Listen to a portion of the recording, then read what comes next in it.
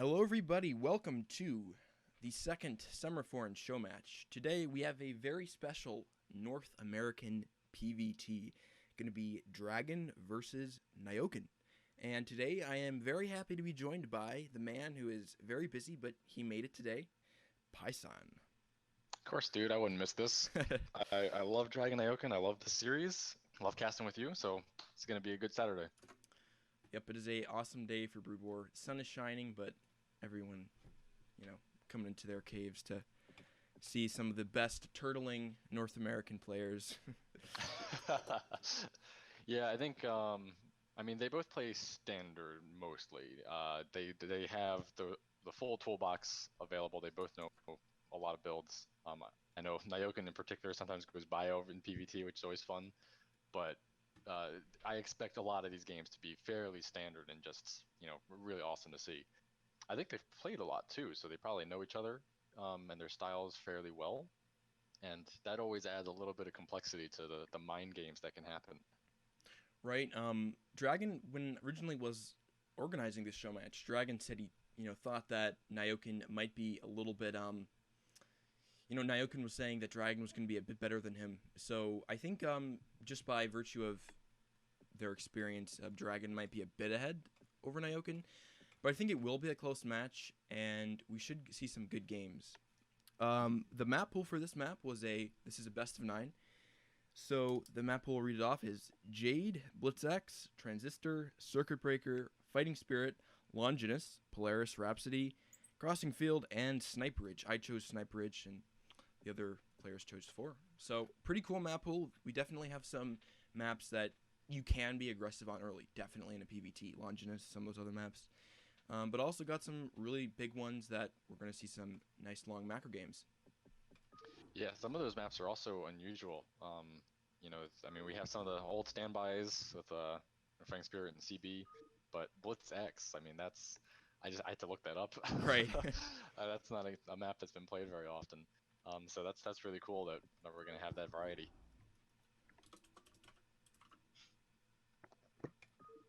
Alrighty, game lobby is up for Sniper Ridge. So I don't think Nyoken is friends with me on BNet. Maybe he is, but Awesome. Sniper Ridge. So this is your pick, right? And right. then loser's gonna pick the next map, I would assume. Yes, his loser pick. Okay, awesome. So yeah, each player picking 4 maps, and then loser pick means that you might if you're not doing so well, you have the advantage of the 4 maps that you picked. Um, so that's a cool format. It's different than the winner pick, which is kind of odd. That's happening right now in Yeah. the ASL or KSL rather. But I think that both formats really lend themselves to interesting strategies, at least from the match perspective. And with a best of 9, that counts for a lot. This isn't in a best of 3. You only have two, 3 games to really play with those variables. A best of 9, the map selection and all of the mind games that go into it, and the advantage you get from winning versus losing, that's a big factor. Yeah, I'm sure all these players will have specific strategies, especially some of these maps I love going 10-15 or DTs, different things like that. So loser pick, like you said, I like it. Keeps it competitive. If you lose a game, you can come back with a cool strategy for a specific map, and that's it's awesome. Yeah, and the really cool thing with these players is they're both very thoughtful players. You have different styles in the Farm Brewer community, especially, and some players are very feel players. They do their thing, they just kind of go with the flow, and they feel like they're doing a build and they just do it. But both of these guys, I'm sure they've prepared pretty heavily for each of the maps and each of the matchups and thought about the possibilities. And so we're gonna see some really well planned out StarCraft, I'm expecting. Yep. Okay. Foxhan is saying audio is very low. Could you just give me a test of who that is? Probably Paisan or Is it maybe me. one or both?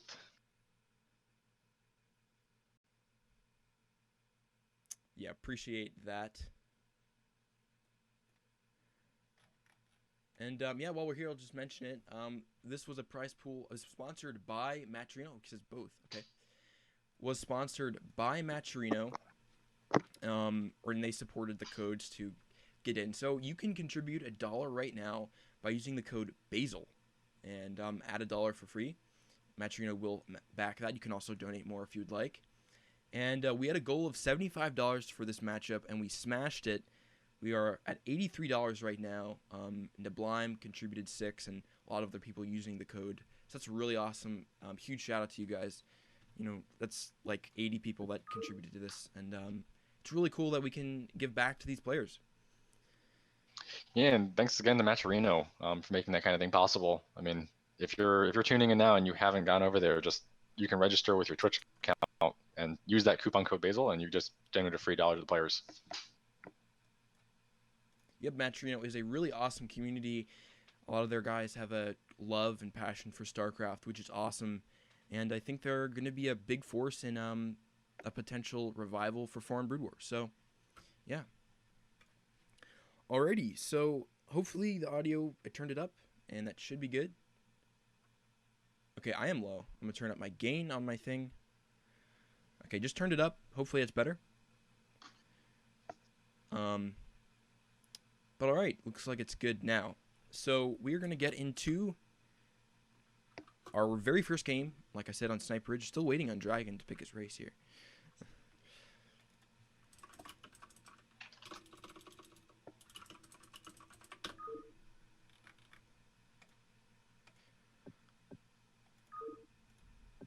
So it was interesting. I was looking on Dragon's Liquid, looking at some of his accolades, and one thing missing from his Liquipedia page is he's coached 2 CPL teams to championships. And that's very true. Yeah. Yeah, he was a substitute for Team Beast when Beast was pulled away with work requirements there. He stepped in. He wasn't originally a coach, but he kept the torch going, and you guys did manage to clinch it in finals. And then season 2, that Dragon Herb team. So, it's a big deal. that old coach people league thing. I'm really happy that Dragon put so much effort into his coaching. He just loves doing it, and he's really helped a lot of players. At that lower rung of the skill levels. He's been a force and really kind of helped the revival of Brood War. I can say that CPL 3 wouldn't be happening if Dragon hadn't stepped in and done such a good job. Mm-hmm. Yeah. It's interesting. When he first joined Team Beast, okay, looks like we're still waiting for Dragon, but when he first joined Team Beast, he said, you know what, don't expect a ton. I'm not going to be doing a ton of rep analysis, whatever. And we're like, okay, so he's still going to be here. But he just gives this like 50 paragraph analysis of every replay you send him. And he'll go through and watch it with you in chat, and it's crazy. Puts a ton of work into that. Even he set the bar pretty low, and then he just totally smashed it, which is awesome. Yeah, I know he was busy. That's why he didn't sign up originally to be a coach. But he loves it. He just can't help himself. So when it comes to if you give him a replay, he'll be like, all right, and then he will give you that essay, everything that you need to know about it. And I remember my first rep review with him. I was like, this guy knows StarCraft. I've never thought about it like this before. It's crazy. And then we've been talking a lot about Dragon, but Nyoken too. I really loved watching the Nyoken versus Jaeyoon matches where they're sort of commentating their own game, and just like the depth that he considers things and saying, I scouted this, I thought of this, I've planned for this. Like, really, both of these guys, they know StarCraft in and out. They've been playing for a long time, and having them face up against each other right now, this is going to be good stuff. Already, the race is selected and going to start the game. It's going to be on Sniper Ridge 2.0. Game number 1. So I'm interested. What makes you choose Sniper Ridge for the first game here?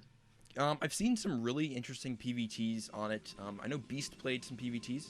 I think he lost, but in the CPL early... No, he didn't. He wasn't playing CPL. It was SKTL. There we go.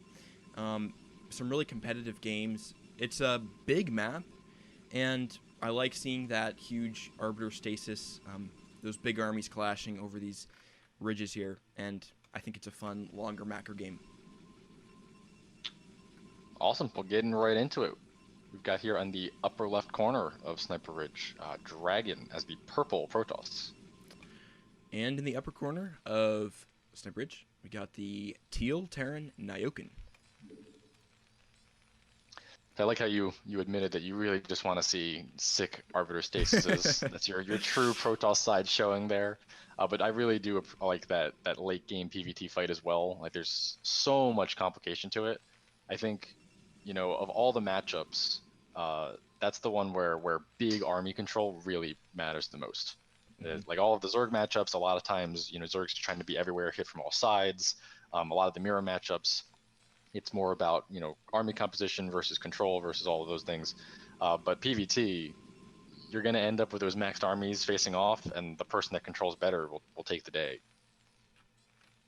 Yeah, and a lot of times you see multiple iterations of maxed out armies. It's not like a, PvPs or sometimes where you can just kind of throw armies and then whoever wins, wins. But a lot of times, Protoss can get an insane amount of gates up, and different mains. Sniper Ridge does have those additional mains as well. It's not a small map.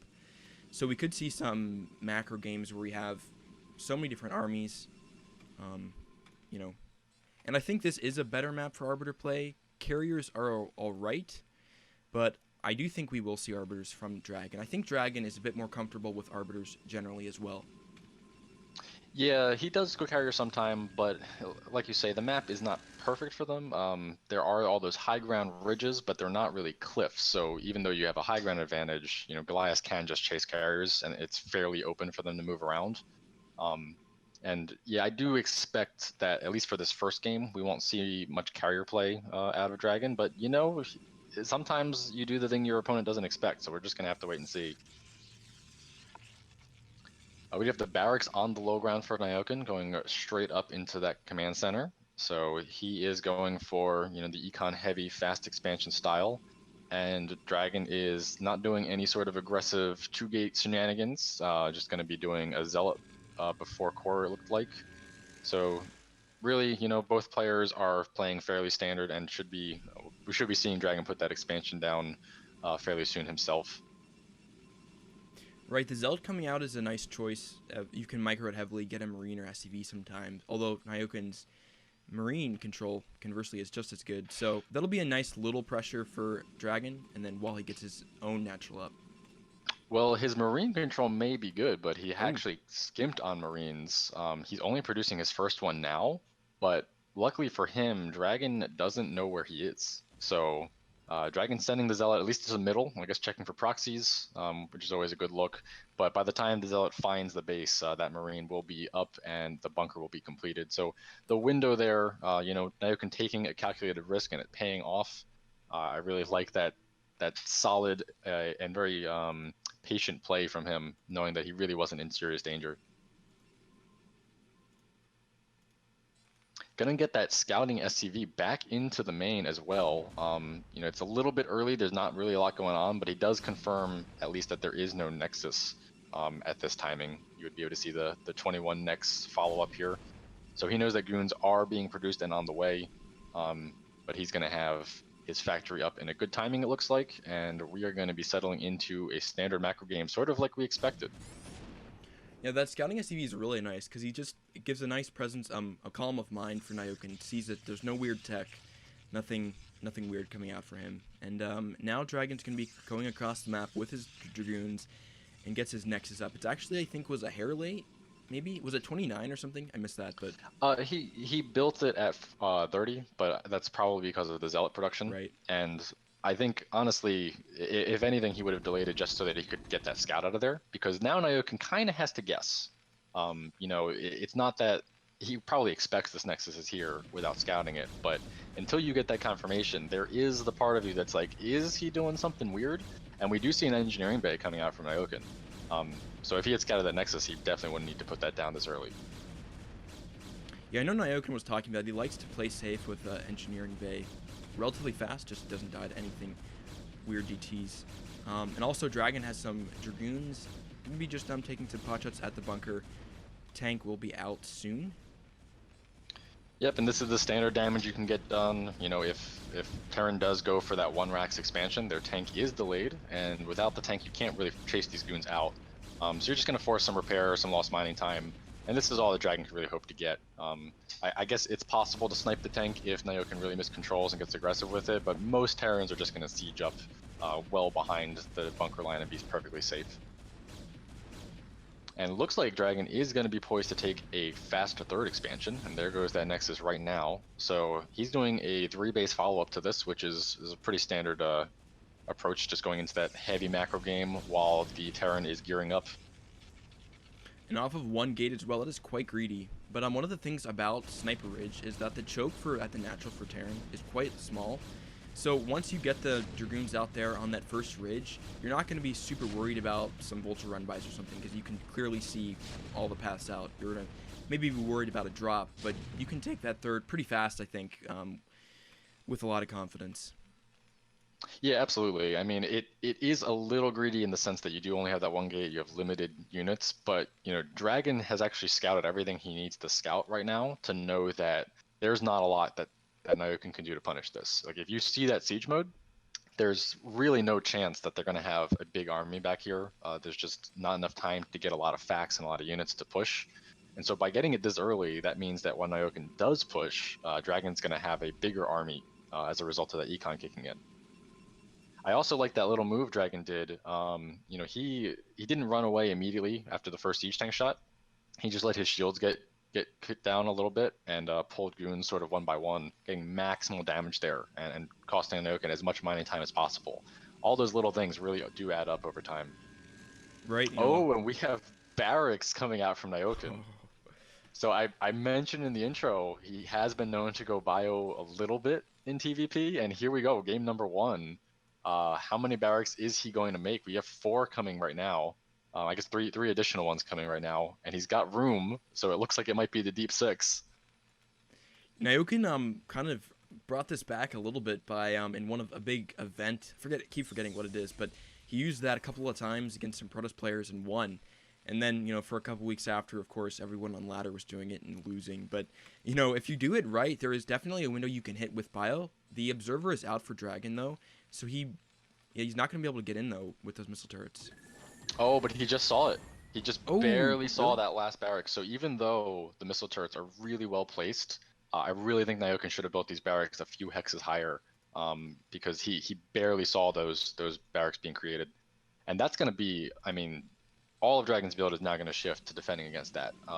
You know, kind of what I was saying about Nyoken not being able to punish that third base. That's assuming he's going for a mech build. You just kind of build your gateway units and everything's fine. But we can see immediately we got a robotic support bay. Yeah. And he's going to go Reaver to combat this bio that's going to be coming across the map very soon here. Once you get a Reaver out for Protoss, there's not much you can do with the bio. It's just so effective. Yeah, it really is sort of a trick play. Like, if Protoss knows about it, there's just too many splash damage options available. The Reaver, the High Templar just absolutely wreck bio, and that's just not a viable army composition. But if you catch the Protoss off guard and they don't have that splash, you can totally take a game. So I think the fact that, you know, Nyoken built these buildings just slightly close to that missile turrets might have cost him the game here. Right. And Dragon's doing a great job. He's controlling that ridge. So when the push does come out, he'll have as much knowledge as possible, and he might even be able to force a couple of sieges, because right now the bio army is fairly small. He's got a lot on the ramp. He's going to lose a bunch of Marines right off the bat. He might actually lose a couple of these tanks if Dragon goes aggressive. Okay, Snipes 1 tanks here. There's some Zealots to tank, and the Goons are getting on top of the siege tanks. He's taking 3 out now. This is a really good attack. He should just pull back with the Goons now. And he's going to actually go forward more. Yeah, I mean, he's taking some goon losses here for sure. I think he probably should have pulled back, but he did manage to snipe another tank in that process. And he had some reinforcement zealots. I guess he was waiting for those to show up, but it's really not enough. He does have to pull back now. He's just kind of controlling that high ground as long as possible. Wow, they're actually fighting just outside of the siege tank range. Might be able to just take this fight. That's really surprising. So I think he went a little bit too aggressive there at the onset, but managed to get some wins there, you know, as the fight prolonged. And now Nyoken has almost no tanks. Yeah, he really sent his tank count back tons, and It's really Sniper Ridge is an interesting map to go for Deep Six like that on, because you got that ridge and the goons can siege up out there, and if you're outside of tank range, there's not much you can do. Yeah, absolutely. Now, where is that first Reaver? The robotic support bay has been up for a little bit. I see the shuttle. I would assume there is a Reaver in there, and actually Dragon is taking a position, kind of going to hold the small ramp if he can, but with the siege tanks right at that ridge, Bio's going to be able to walk down there no problem. It's really going to come down to the Reaver control here. There's nothing at the natural. I think Dragon misread where the army was going, so Nyoken's actually sidestepped this and killing a lot of probes. Yeah, this is a really nice play with the last bit of his bio being super effective, mobile. Gonna get quite a few probes, maybe 10 or so, and the tanks are up in the side ground, but there's Zealots coming in, and a couple of the tanks aren't sieged. Zealots are gonna push some of these tanks back. Yeah, I think the problem is Nyoken saw an opportunity to take some damage, but unfortunately that meant his tanks were completely undefended. So now the army has been smashed for Nyoken, and even though he did do a lot of economic damage there, these 2 Reavers are out, and so the bio's usefulness is kind of limited. Getting some good tank shots, focusing on those Reavers, that's really good control from Nyoken, but it's not enough. Both Reavers are alive, and Dragon's army is going to be able to push this back. He did lose a lot of probes, but Nyoken's invested into bio, so even though he's got a better economy, what can he really do now that there's 2 Reavers on the field? Third CC isn't even started for Nyoken, so it looks like he's really just trying to make this push work. Oh no, he's funneling some tanks through. Gonna lose some for free. Yeah, that is, you really can't be bleeding units at this moment. Especially with a Deep Six, you need that big old ball of dangerous units, and bleeding these tanks, you need that combination of both the tank and the M&M. Otherwise, one of the Protoss comps is going to just destroy everything you have. If you only have tanks right now, those Zealots are just going to wreck you. And if you only have bio, those Reavers are just going to eat right through it. So now deciding to slow push a little bit here, starting to build some missile turrets along with this this tank push. And actually a couple fire bats being added to the mix. I like that since Dragon is going pretty Zealot heavy. Wow. Don't see that every day in a PvP, for sure. No, you don't. But he's actually really low on medics. Group of medics coming down now. But that means that's sort of a window that Dragon could have abused. There's enough tanks here that I think he's wary of pushing at that ridge. But that is a missed opportunity there for Dragon, I think. He does have a couple High Templar coming down now as well. So when you have Reaver and Storm, the bio is basically useless. I really would like to see Nyoken try to transition out of it at some point, but he's actually added 2 additional barracks when I wasn't looking, so I think he's in it for the long haul. Yeah, Dragon's going to look like he's getting his 4th base. He has a probe down there, and still no 3rd CC from Nyoken, I believe. Oh, no. Did he? No, still no 3rd CC, I think. Yeah, he's pretty committed to this. If he ever lets up unit production, he is just going to get absolutely destroyed if there is a single fight that doesn't go his way. Like one Storm or one Reaver Scarab could just make him lose the game. So I think he really needs to do more damage than he did. Even though he killed a lot of probes, you've got to cripple the Protoss before you can try to transition into Econ. I'd like to see him maybe transition back into a more mech army, but he is persisting with the bio. And here we go. Big engagement. Okay, good storms on the tank, so that was sick. And gonna clean this up. Dragon actually realizing there's almost no bio left. He doesn't need to save the storms for them and just killing the clump of tanks. So really, really efficient use of his units there. And even though there's essentially trading armies here, that's ultimately going to be good for Dragon, I think. Just because there's almost nothing Nyoken can do with only the 2 factories. He can just keep pumping bio, but Dragon needs just a couple of High Templar and just completely destroys that. Yeah, it definitely seems like, Deep Six, if you don't win with it, or at least do an insane amount of damage, you're pretty much hosed, and you basically can't really transition. Or it's definitely very difficult to transition out. Yeah, I think the one thing that really makes it difficult is, what are you doing with your upgrades? So we have 1-1 on the bio, but we have 0-0 on the tanks. Right. And if you try to get back into mech with no upgrades at all, that's a much weaker mech army for when Protoss is, fully pumping out of a ton of gates. And Dragon's actually, he's won that fight, so he can safely control the map on this ridge here right outside of Nyoken's base. He's expanding to the bottom left. Once that gets up and running, he's going to add a whole bunch more gates. And the clock is ticking for Nyoken. unless he can deal with these splash units and win a fight, he's really in trouble here. The Reaver camped on this ridge here. It's so brutal for Night Dragon. Nayoken to do anything here. Yeah, absolutely. I mean, he can slow push the siege tanks up, which is what he's doing now. And actually, Dragon needs to be really careful. Reavers and High Templar are pretty fragile. We got some Science Vessels trying to flank. I guess they were going to go for an EMP, but unfortunately they get sniped out before they could do anything. There's a lot of High Templar left. Okay, the storms here are going to be brutal. The tanks were already bruised from previous Scarab shots, and yeah. Yeah, and actually now that Dragon has this position right at the choke, there's nowhere for Nayoken to even micro his units around. Yeah, so all of these storms are just massive, and there is the GG. Dragon takes game number 1.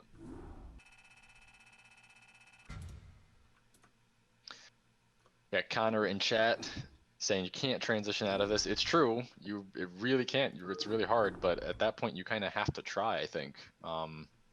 It's a tough call. I think you're just behind, so whether you persist with bio or try to transition to another base or mech, no matter what you do, you're going to be behind in some respects. Alrighty, so Nayoken is picking, Circuit Breakers. There we go.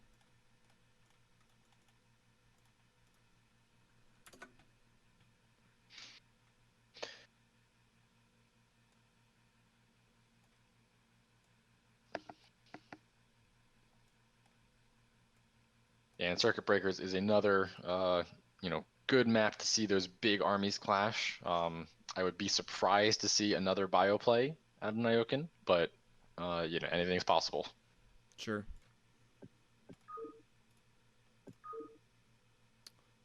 Alrighty, Dragon is asking for a sec. Thanks for everybody in the chat. I know normally if I'm streaming and I'd call you out each by name, but just gonna say a blanket thank you to everybody for tuning in and donating. The score is 1-0 in favor of Nayoken. No, Dragon. Wow, favor Dragon. Words. Okay. Connor, thank you for posting the link.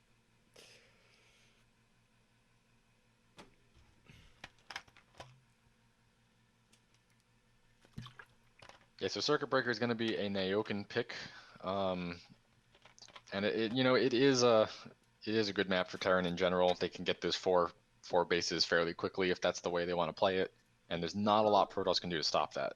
And a lot of maps, Terran's kind of restricted to maybe 3 bases, but when you got 3 gases and a mineral only, that's a different story. Right. Alrighty, for game number 2, we have in the bottom corner Nayoken down a game. And in the top left corner, we have Dragon, yellow Protoss, who cross spawns on Circuit Breaker. So if anyone is planning some sort of aggression, they're going to have to contend with those longer rush distances. But I think, especially with the way game 1 went, Dragon's probably going to play his standard macro style. And I think Nayoken will probably back off on, any sort of bio transition. He might go for some sort of, really aggressive cheese build, but I would expect it to be a standard game here. CB lends itself to that, so in a way that makes cheese even more powerful. Because Dragon's probably thinking, the same thing. I'm expecting standard macro mech play, and all of a sudden it's, proxy 9-9, But I think we're gonna see more standard play out of Nayoken, especially it being a show match. You don't want to do weird stuff every single match. You want to show your stuff at the standard level. Right. Yeah. Most likely we will see standard games for the majority of these games. And Circuit Breakers is interesting. From my pleb status of grinding out PVTs, and it's like Protoss has a really big advantage fighting in the open ground. But then once Terran just gets these positions on the plateaus, and they can siege up bases and lock them down really well. So if the Protoss or Terran rather is contained on 3 bases, then or 4 bases even with that back one, it's pretty easy for the Protoss to fight when the Terran moves out. But once it moves out and gets a good siege up position with tons of mines, it's really hard to fight near these bases. And I think this is better for Terran aggression in the later game. Yeah, the absolute late game where it's just that fully upgraded 200 mech army. as long as Protoss can throw several armies at it, as they tend to be able to do if the game has gone even, you have that fight in the middle, which is really hard for Terran. If they kind of hug the sides, they can get a lot of movement down. But exactly like you say, once they control those bridges, all of the ramp sections, it's really hard for Protoss to do anything. So this is one of those maps that really just favor that late game unit control, and if a Terran can execute a strong push here, Protoss is going to have a lot of trouble dealing with it. Right. I just want to interject real quick. The code for Maturino is Basil now. We used up the Drag vs. Naoken code. You guys are awesome, and I'll answer the command and use that one up. The new code is Basil. That is good for $1 as well. Awesome. So we do have similar Rax expand coming out from Naoken, also delaying that Marine for as long as possible. And this time we do have a Zealot coming out from Dragon and going to the right location. I think he is checking the middle of the map and with his scouts, because he's really expecting Naoken to do some sort of proxy barracks at one of these sets, it looks like. But that is going to give him the right scout. He had a probe down in the bottom left. So that kind of helps eliminate the choices. But here comes the Zealot, and there is the bunker just barely going to get up here. Ooh, is he going to go for the SCV? Okay, going to isolate that Marine. Oh, actually trapping the Zealot a little bit. Not actually losing that SCV either, so great control out from Naoken. And all of the shields are down. Zealot is at 67 hit points, and nothing has been lost yet for Naoken at all. Yeah, this is incredible Marine control. Actually, not even using the wall from this position, Dragon kind of ran past the gaps that Naoken would play with. And actually finally getting one SCV kill. That was the one he had bruised earlier. So really, really good control from Naoken, and a Zealot for one SCV just isn't really worth it in my opinion. Yeah, definitely not the end of the game, but it is nice to get a bit more. It's actually really fortunate for Dragon. They did get one SCV. For a second, I thought Naoken was going to defend that. Wow, Naoken actually had sent a Marine out, I guess to just scout around and see what was going on. But he got caught out. The goon had crossed the bridge on the other side and managed to get a bunch of pot shots, almost killed him. So, if it comes to pass that Naoken is going to be doing a push and using those Marines, that the fact that those 3 hits are already on that Marine will count for something. While it's in the bunker, obviously for defensive purposes, there's no real difference. So, Goon range. Yep, good range finishing up, and there are the pot shots. This is cross map, so it does take a long time for the goons to waddle all the way over here. So he's not going to have a ton of goons very fast. And I think that, well, actually the factory, what's going on? Okay. Yeah, there's something weird going on with Naoken's base. So he pulled the barracks back, and now it looks like he's kind of walling in his ramp with it. But Dragon's miscontrolling his goons a little bit. He's running in. I guess he really wanted to snipe some of those SCVs, but he's still in bunker range. His goons are actually taking a decent amount of damage here. But Naoken's not repairing. So that bunker is actually really, really low. He pulls a couple more SCVs. He's going to be able to save it, but that is a risky move there. I am not sure what's going on with Naoken's base. He just had to lift both factories. I think he misplaced them too close to the edge. That's weird. And Dragon keeps coming in and sniping SCVs, but that means his goons are a little hurt. So this is a trade-off that it's possible Naoken with these 2 factories could punish if he gets a couple good tank shots and just kills some of these goons right out before Dragon can retreat. That's going to be a really, really bad news for Dragon. But I'm really not sure why that delay happened. I think that was just a mistake out from Naoken to place those factories too close. Yeah, this is actually quite a big delay. I mean, this is 5 goons here, and that's walking all the way across map. So that should not have happened. There should be a tank out. Okay, now it's out. Yeah, the tank's out, but siege is delayed as well. So this is just a lot more damage, and it compounds. When it's only 2 goons, you're only repairing so much damage. It's not a big deal. But when it's 5 for this much longer, you kind of feel that in the bank, and that's a lot of SCVs pulled off. So finally going to settle with that siege tank on the ramp.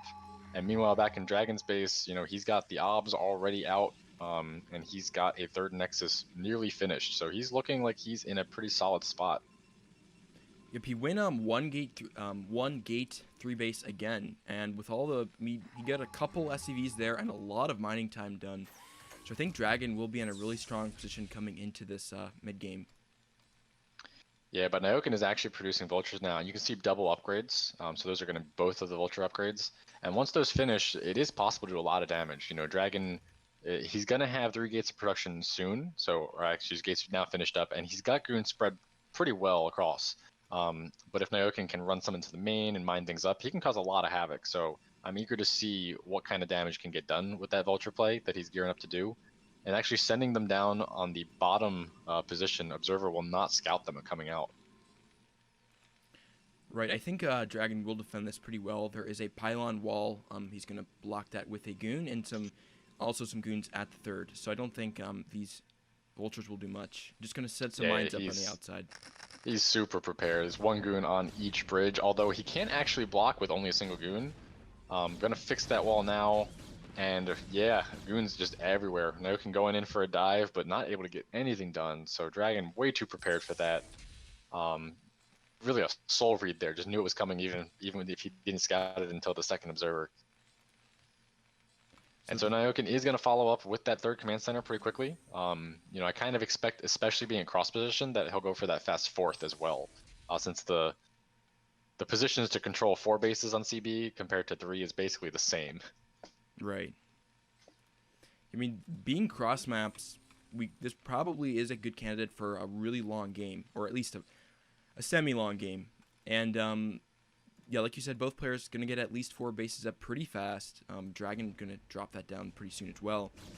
And neither player wants to push out here, just going to want to bank up on 4 bases and establish a healthy gate count, which Dragon is up to 4 gates now. Likely will be adding some more in soon. Yep, starting to secure his own 4th Nexus, just trying to stay 1 base ahead. He's got this obs seeing the timing of this 3rd base for Nyoken as well, so he knows exactly what's going on. Really good obs coverage in general, sees the army position, sees the SCV transfer, and he's just using the free time he has while Nyoken is securing this 3rd to clear out those mines that Nyoken's placed. 2 vultures coming around. There's actually nothing at the 3rd right now. They could potentially get a lot of probe kills here. There is a wall, but you know they can range a couple of these probes. Okay, they were locking on to the pylon for a second there, and they're blocked out. So they won't get as much, but they'll still get a couple probes. I think they're at 4 now. So that's a nice pickup for 2 vultures. Yeah, 2 vultures. They've already laid most of their mines. Just kill a few probes. It's always a good win. And if we look like supply-wise, Nyoken's actually pretty close to Dragon, which is a nice place for Terran. I think that's mostly because Drag has not gone for that gateway explosion yet. You know, he's still doing really well economically, but he's got a lot of probes and just, you know, a group and a half of goons. So whenever that gateway explosion comes, Dragon's supply is just going to skyrocket. And that's just Dragon style. He knows he doesn't need the army now, so why get it? Just get into that position where you're mining more than you'll ever run out of. Right. One of the things Dragon taught me is pretty much when at most PvTs you only really want two control groups of goons, and then you're just going to add on tons of gateways, get your High Templars and Zealots out, and you know use all the minerals you have banked. And that's what he's doing now. He's adding on tons of gates. Yeah, taking that 4th, he's really just keeping enough goons around so that if there is any vulture harass, you know, he'll be able to deal with it very quickly. And he's got the obs to know that there's no real big push. So vultures are the only thing he really has to worry about. I guess it's possible to worry about drops pretty soon. There is a starport, but there is no control tower there as well. So, you know, Dragon is just, he's sealed up all of the holes for what he has to worry about, and the gateway explosion has commenced. We are going up to, it looks like 12 gates. Wow.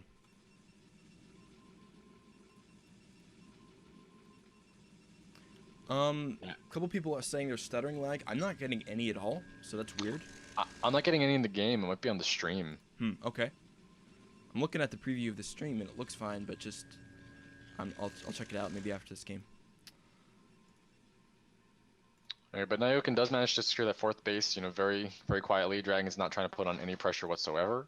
And Dragon looks like he's just going to take a 5th. So we are going full-on map split situation pretty soon. Nyoken's going to scout out that pylon, so he knows what's going on as well. But neither player is going to be moving out until they are good and ready. We've got +1 upgrades out for Nyoken already, and I see the double armory as well, although only one of them is spinning. So hopefully that doesn't delay his attack. I hope that's the attack upgrade started. Dragon getting his 5th base at that 9 o'clock position. Yeah, 5th base at the 9 o'clock looks very poised to take the mineral only, just to the right of 12 o'clock. And starting to get a lot of zealots into the composition. You know, that's one of the things that's super important in PvT is just having the right comp for when that army does engage. You don't want only goons, you don't want only zealots, you need the right mix so that you can really deal as much damage as possible. And Dragon making sure that he has that before he hits max and can't change his army composition. We also have a shuttle, and I think it might have Templar in it. You know, Dragon does like to get a shuttle with a lot of storm, and there's not a lot Terran can do about that. You know, if the High Templar drop out and immediately storm in good positions, there's really not a lot of chance to fire and target them down. So Dragon's now maxed, and he is starting to put down some pressure here at the 6 o'clock base, but that's a full wall. Nyoken is bringing some tanks over to reinforce, and I really doubt he'll be able to bust this, but you know, crazier things have happened. Nyoken actually not moving a lot of tanks. He's only got 2 here at the moment. I'm really surprised that Dragon is tacking into this with no arbiters. It's kind of an awkward position. Yeah, he's really just trying to muscle it down. Nyoken is building a secondary wall to replace the depot that just went down. But you know, I think Dragon just realizes he's maxed, and Nyoken's not, although he's getting quite close.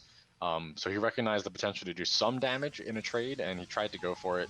Nyoken does hold it off fairly easily, but you know, it's good to see a Protoss just use their maxed army.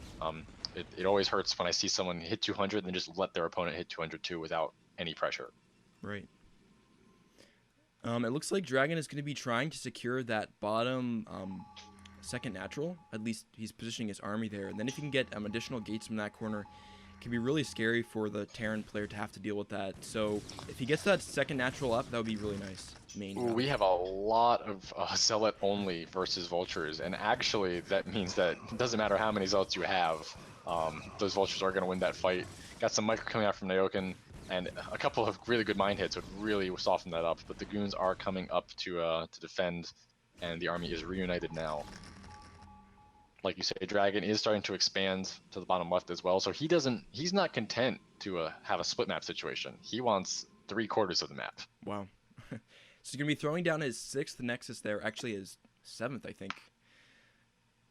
But here is the push out from Nyoken, and he did not delay his 1 armor. He does have 2 attack. That is the critical one, although armor is obviously nice. That really changes the equation in terms of tank hits and killing goons.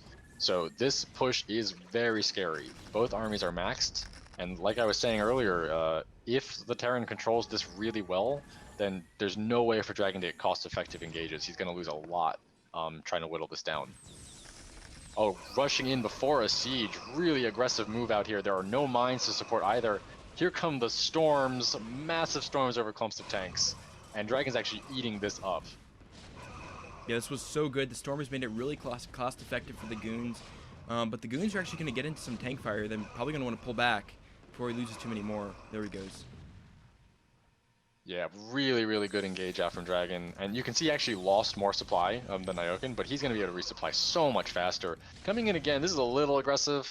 You know, you want enough goons to remain on the map so that, you know, any vulture reinforcements can't just do whatever they want. I guess there are cannons at each of the bases. But he did lose a lot of goons there, which are much harder to reinforce than the zealots. But there's so many gates out for Dragon, and he's starting to build some more in the bottom left as well. So Nyoken, you know, even though he technically won that fight in the sense that he lost less supply, he's in trouble in terms of getting a second push going, where Dragon's going to be maxed again very shortly. I think it's going to come down to a lot. Can Nyoken secure that 4th, the 5th rather? Because if Dragon can keep pushing, keeps expanding, but keeps Nyoken on 4 bases, then he will be in a pretty good spot eventually. But if Nyoken gets that 5th base up, then his production can get so out of control as a Terran. Yeah, 5th base with a gas. Dragon's actually scatting this and realizes what's going on here. This time there are a few mines and already siege tanks, so that makes all the difference. The only reason Dragon did so well was because there was no siege or mines to support. And now with smaller numbers, that makes a really big difference. So Nyokin is going to go aggressive here. Still has a supply lead. Dragon has not maxed out just yet. Only running off those gates on the top left, the gates in the bottom left just finishing now. And this is a little bit scary. Dragon needs to make sure that he engages this properly, but Nyokin is putting on the pressure. This is a really good position. All the vultures are in front of the tanks, and it's just goons left. He's going to have to pull back. So this is a really strong push. And what's crazy is that there's no arbiters. The arbiters are so late, which I don't understand. Oh, no, sorry, they're out, but their mana is really low. He's not going to have enough for a stasis even. Yeah, I think one of the issues was Dragon actually maxed out so fast this game that he didn't have Arbiter Tech ready, and he was sitting at 200. Oh, great initial EMP. He's going to actually hit only one of those Arbiters, unfortunately, but a lot of the army. And it looks like Nyokin is going to take control of this really strong position on Dragon's Bridge. The army's just been whittled down so heavily, and you can see that how strong the Terran army can be. That he's actually, Dragon is just trading as hard as he can before he loses this position and before this gets really entrenched with mines. But that's going to be the rest of his army. It's all reinforcements now, and his only saving grace is that he has gateways in the bottom left as well. None of those are rallied. They're all just parked there. That's going to be tough for him to get all those units out of there. Not a lot of zealots as well. So this army that's of Nyokin that's pushing into the natural and the third's actually not that big. If Dragon can get a few rounds of zealots out with some storms, he can definitely push that back. But once the reinforcements at Nyokin get up there, then it's going to get super scary.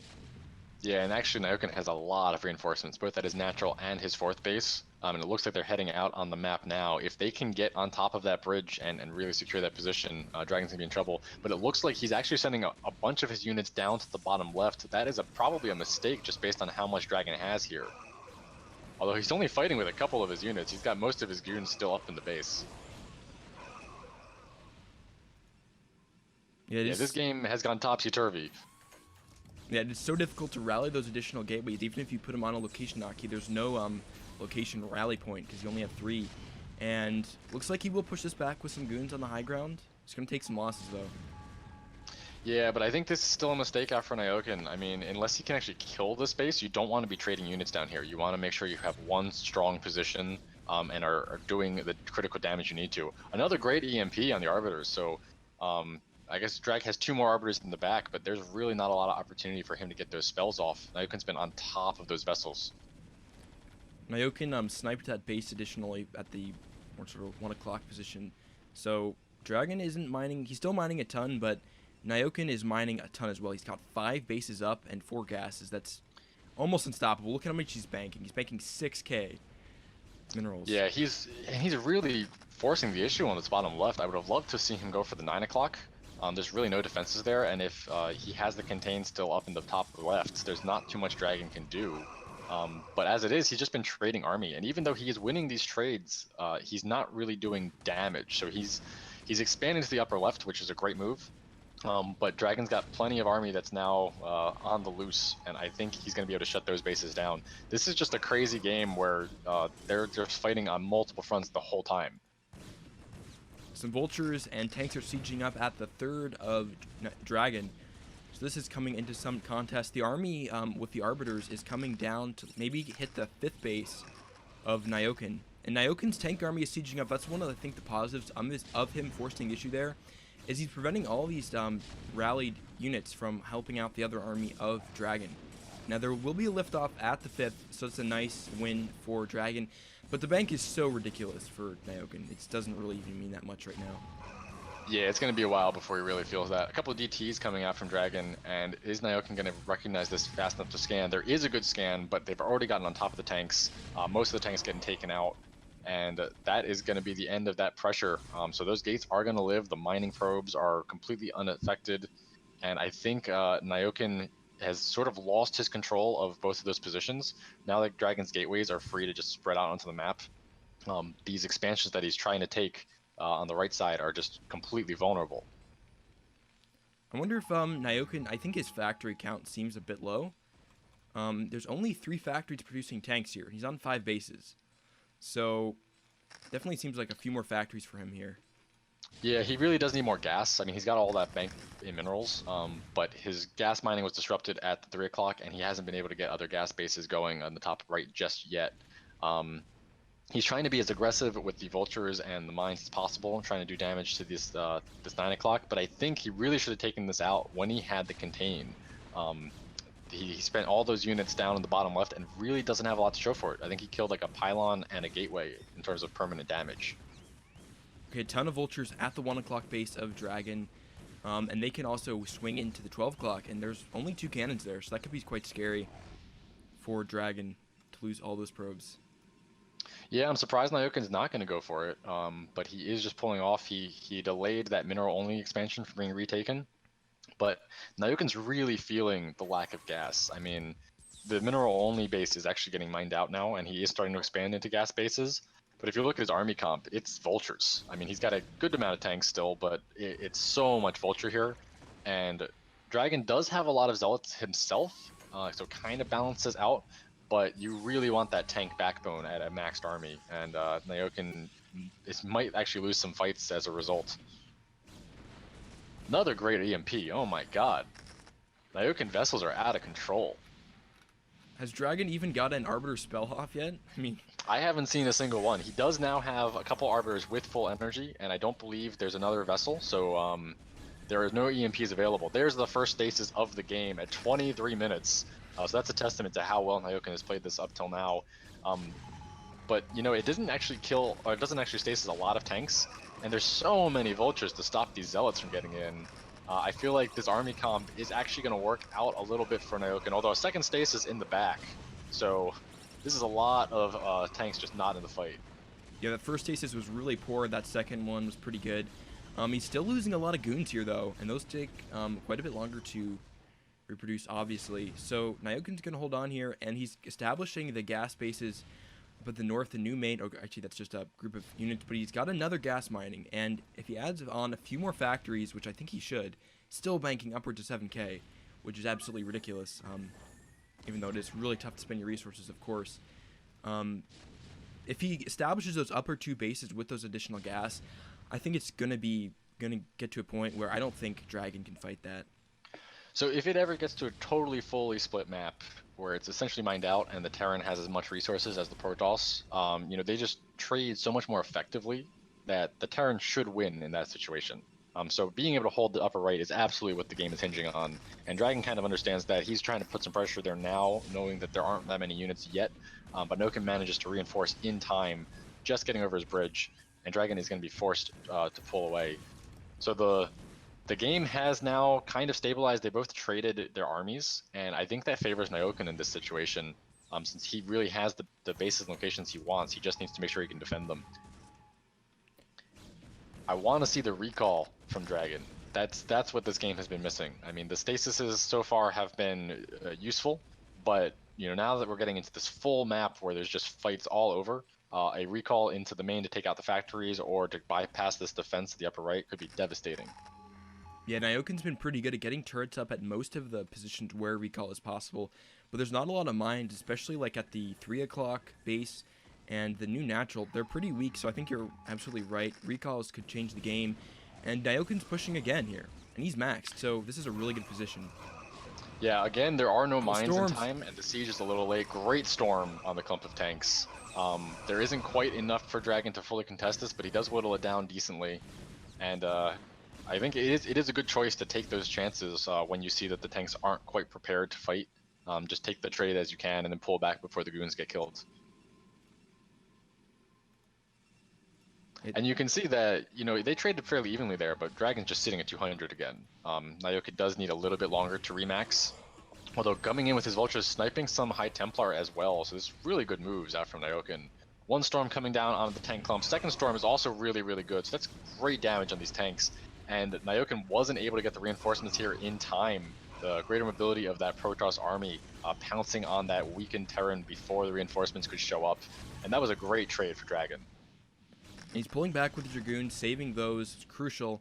There is still no mana on the Arbiters for stasis, so, you know, when there's no mana like that with stasis, is a fully maxed Nyokin will be super scary because you really need the stasis to fight in this situation. Yeah, absolutely. Stasis really changed the game. Dragon looks like he's just giving up the 9 o'clock position. I'm not really sure why. I guess he's going to try to trade for the upper right. But I think that's a bigger portion of Dragon's economy at the moment. Obviously, getting control of that top right area in the future is really, really important. But I don't see why he couldn't have defended first. So this is kind of a strange decision to me. But he will likely be able to push through this. Now you can scrambling to get defenses in time, but there's not really a lot of tanks yet. There's just goons though, so this army just suddenly became extremely squishy still because their mana for 1 stasis, it's pretty good. And it's a money stasis. That's 4 tanks right on the bridge. That's actually going to disrupt any other additional units from coming over. Second stasis on the second bridge. So Nyoken's effectively locked out of this base, and a lot of these SCVs are going to go down. If Dragon targets the command center, it will absolutely go down. And so this is going to be a good situation for Dragon. I just don't know if he needs to trade that 9 o'clock position to get it. And he really does need to kill the command center. It is floating away. Would love to see Nyoken send some vultures up to that 3rd and 12 o'clock position. There's really not much there, and he's lost. There's not a ton of mining left, but that's pretty much undefendable with the amount of vultures he has. He can really be a bit more active, I think, than he has. Yeah, this has just been a crazy game, though. I mean, they are just punching each other in the face repeatedly. It's a very, very bloody boxing match here. And now we're in a situation where, Nyoken has had free reign to just attack Dragon's bases, like giving up the 9 o'clock and the bottom left. Now this is a great siege position. He's going to take this out if Dragon doesn't respond to it really, really quickly. And that's going to be all of Dragon's mining. So even though he stopped the expansion at the top right, I think he's going to be in trouble if he doesn't save this location here. Losing so many goons and Templars there is a big loss for Dragon. Pretty much boxing there. They will deny the mining of the new CCs, but that's a lot of Dragoons here that he's not going to be able to fight the maxed out army of. Actually, Nyoken's not maxed, but there's still a ton of tanks at this bottom natural position. It's going to get tough. Stasis in the front. Yeah, that's a weird stasis. I mean, it stops the Nexus from taking damage. Oh, a second stasis is really big, but there's a lot more units behind this, and the units for Dragon have to funnel down the ramp before they can fight. So they're not getting really good engagement here. There's also not a ton. There's a bunch of Zealots just kind of waiting. I'm not really sure if they were just forgotten or if he's waiting for a second attack. But Dragon looks poised to actually lose this position, and with that, that's all of his mining. He's got a little bit of long distance mining coming from his old 3rd position, and he's going to be out of minerals completely very soon. Yeah, I think those stasis were actually quite poor because they didn't allow Dragon's army to get around and fight the tanks that were still alive. And, with all the goons that he lost and that whole army that was trapped up in the top corner, means his production was set behind, and he's not mining a lot. I mean, he's basically almost broke now. Yeah, he's trying to retake the 9 o'clock position. But with the army that Nyoken has, he's going to be able to lock out all of the units here. He might even push up into the main. I'd be a little surprised to see that. But the second he sniffs out that 9 o'clock, he can go kill it. And as you say, Dragon is barely mining. He's got the 1 base on the bottom left, and he's doing a few mineral patches that are almost dried up. And Nyoken's pretty healthy on command centers at least. So as long as he can secure the upper right position, he's going to have a lot of resources. Yeah, he's retaking that 3rd that Dragon just had, and he's transferring SCVs as well. So he's pretty comfortable. He hasn't been able to retake those bases, but he likely will. Now Dragon's coming across with an army, and looks like he's going to hit that third o'clock position. Yeah. Yeah, this counter is a good move. I mean, if this distracts Nyoken from stopping the 9 o'clock and he successfully takes out the base, then Dragon will be the only one mining. So I think this is a decent idea since he really can't contest the bottom left anymore.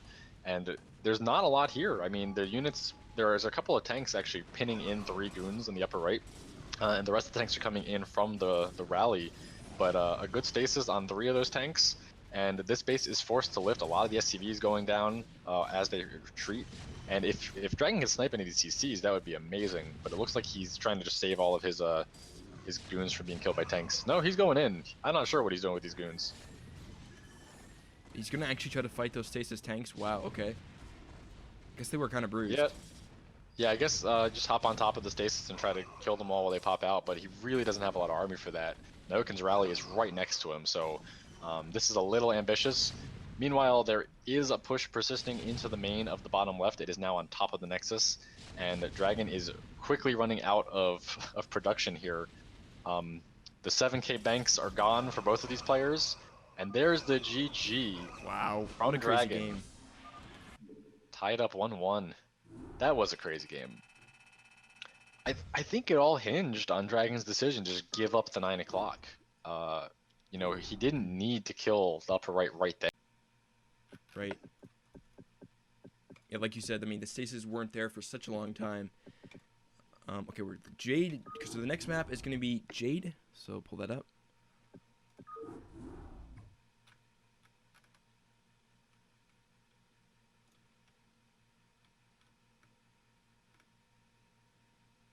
Okay.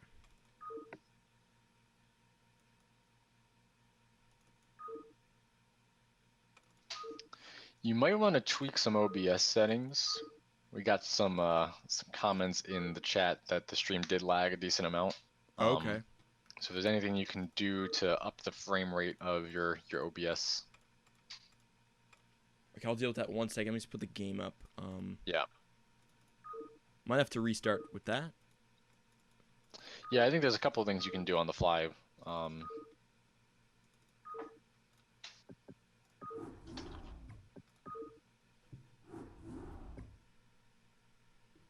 It's interesting. So was it really that bad? Because I mean, I was watching the preview on my phone. And I did not notice anything. So, but I mean, I guess I'll trust you, but or believe you, of course. But I've just got a couple of comments in the chat. I didn't really see it myself. okay. I prefer not to restart, but I guess I'll do it real quick. We'll see what you can do without restarting. Okay.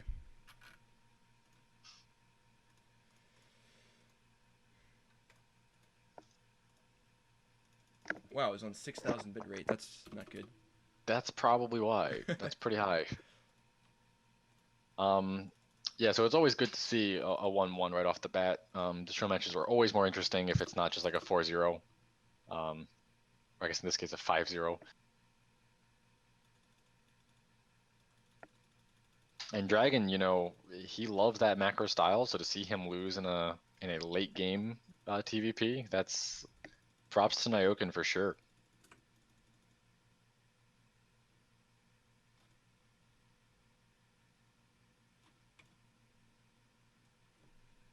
I think the bitrate is something you can set on the fly. Yeah, I don't see how I can type it in. It's making me manually click each one. I don't know. Is that real?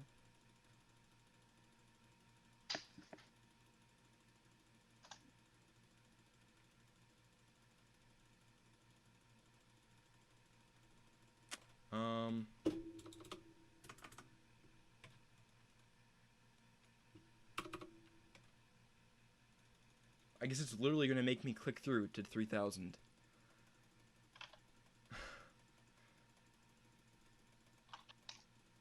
That's funny.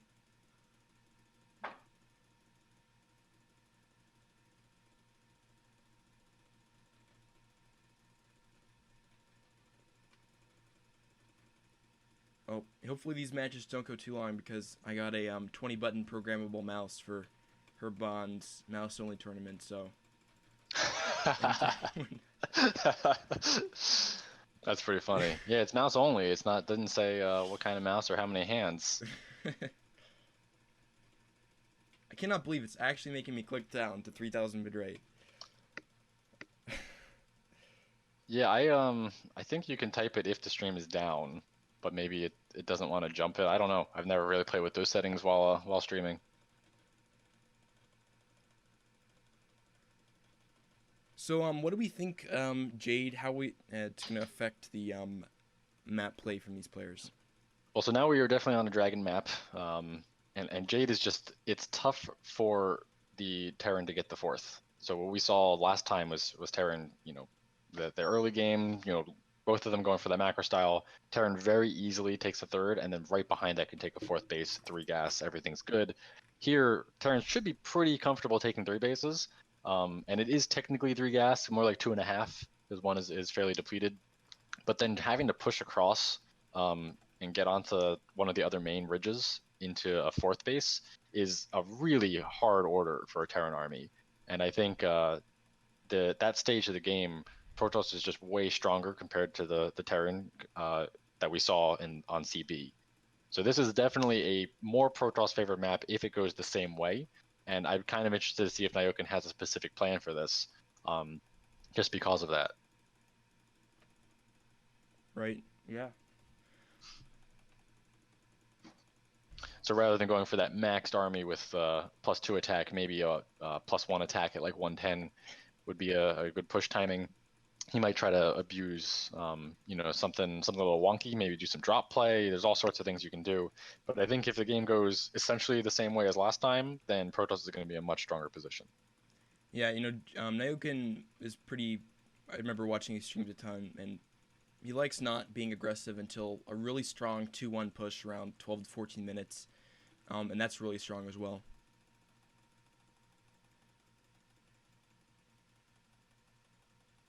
Probably 4,000 will be good.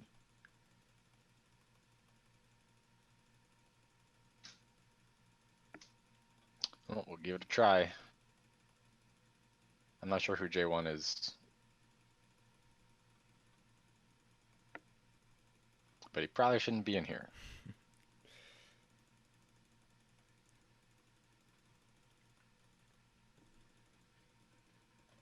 Yep, and everybody, if you have a couple of seconds, if you have not already, be sure to go to the link and donate $1 using the code BASIL.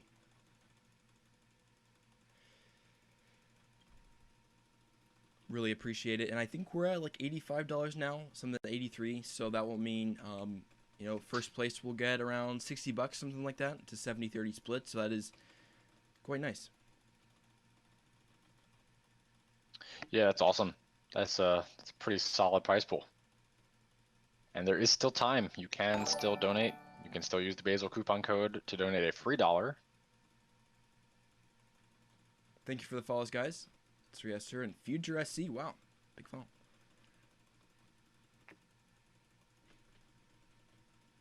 Okay, we're at significantly lowered the bit rate. All right. We should be good. Well, I am ready if you are. Let's make sure our players are good. Give them some time to chill.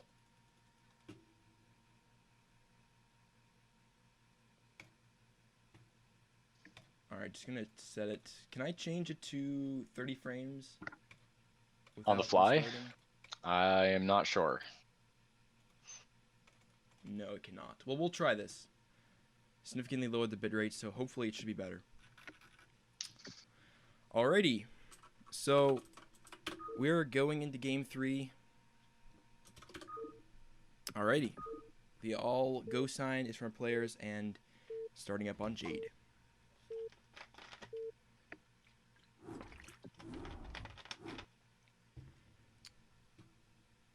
In the upper corner of Jade, we have the Teal Protoss Dragon. And in the bottom right corner, we have I guess that's Orange Terran Nyoken. So cross positions again, same positions too. Wow. Terran in the bottom right, Protoss in the top left, but the map is very different. So I think the game will be decided essentially if, based on what Terran wants to do, if they try to secure that fourth base and if they are allowed to, or if they go for an earlier attack. Those are the two ways I see it going most commonly, but Nyoken might have something special planned.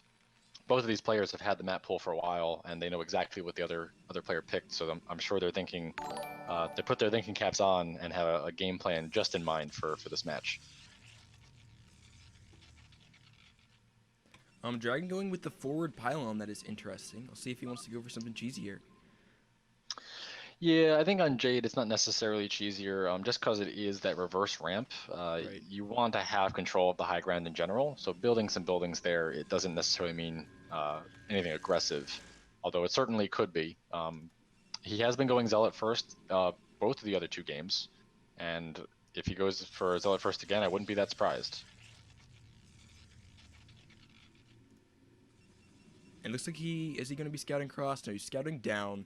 So, but then he will likely scout Nyoken yet first. So the first Zealot will probably be going to Nyoken first, and that means he will have a window where he can maybe get an SCV or a Marine, perhaps. Nyoken's not going for the forward wall, though. Yeah, he's doing the sim, so the barracks and supply depot are in a good position to let the Marines through. And honestly, the game 2, he showcased some really, really fantastic Marine control. Dragon basically got nothing done with that first Zealot. And so I think this is going to be totally fine. It is always a little bit dangerous because Zealots are pretty strong. But as long as Terran controls properly, they're not going to be able to get anything done. The scouts are going to high five here down at the bottom of the map. And now Dragon knows exactly where to send that Zealot. So Dragon has been going for that 1 gate 3 base expand. So probably we'll do that again, and it's going to be pretty good. Especially, there's not a huge choke for the third. Like, Circuit Breakers, the third is very attackable, but on Jade, it's pretty easy to defend against Vultures. Yeah, absolutely. I mean, you're already going to control that main ridge, and then there's just that small ramp by the third to control as well, and you're completely locked up. So he's likely going to do that. There might be some variance just because you wanna keep your opponent on their toes. So just because that's the common play here, that might mean he won't do it. So those game theory poker strats come into play. Actually, 2 Zealots this time. So Dragon really going to try to abuse the fact that Nyoken is down here on the low ground and doesn't have a full wall. And now Nyoken going to target down that probe immediately. I really like that. Gonna get a Marine there, nice. Oh wow, he got 1 Marine. I like how Nyoken is building this depot just to make the wall to allow him to micro around this factory. This is a really cool move. You typically see it with the barracks, but I've not really seen someone react to Zealot pressure for the factory. But now with 2 Zealots, they're actually able to surround this position and get on either side of that gap. And so Nyoken is losing Marines pretty quickly here. So it's all falling apart very quickly for Nyoken. He needs to keep this 1 Marine alive. It actually goes down, and there's no units out for Nyoken. He's forced to make a Vulture first. Okay, the Vulture is out, so that means that all Zealot pressure will eventually die. And if the SCV control is good, then he should be able to shut this down without losing too much more. Yeah, so far no SCVs have gone down, it looks like. But he is disrupting mining a little bit. Looks like another Vulture is going to kill an SCV that was building a bunker on the high ground. So that's actually the bigger Vulture. Deal. Lost the Vulture too, that's nice. Yeah, so the bunker being delayed here is super big because now the goons are here. So without that bunker, you're not going to be able to stop this goon pressure from taking control of the natural position. So Nyoken realizes this. He pulls a lot of SCVs to make sure this bunker gets up. Going to trap the Zealot, but the Zealot and goon together are taking out Marines. So still damage being done by Dragon here, and he's going to be coming into the early game in a really nice position.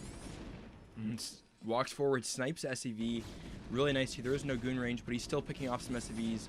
And wow, like Dragoon has 4 kills. He's been so aggressive. Yeah, I mean, there's only 1 Marine in the bunker. I mean, Dragon knows exactly what Nyoken has, so you can tank 1 Marine for a while.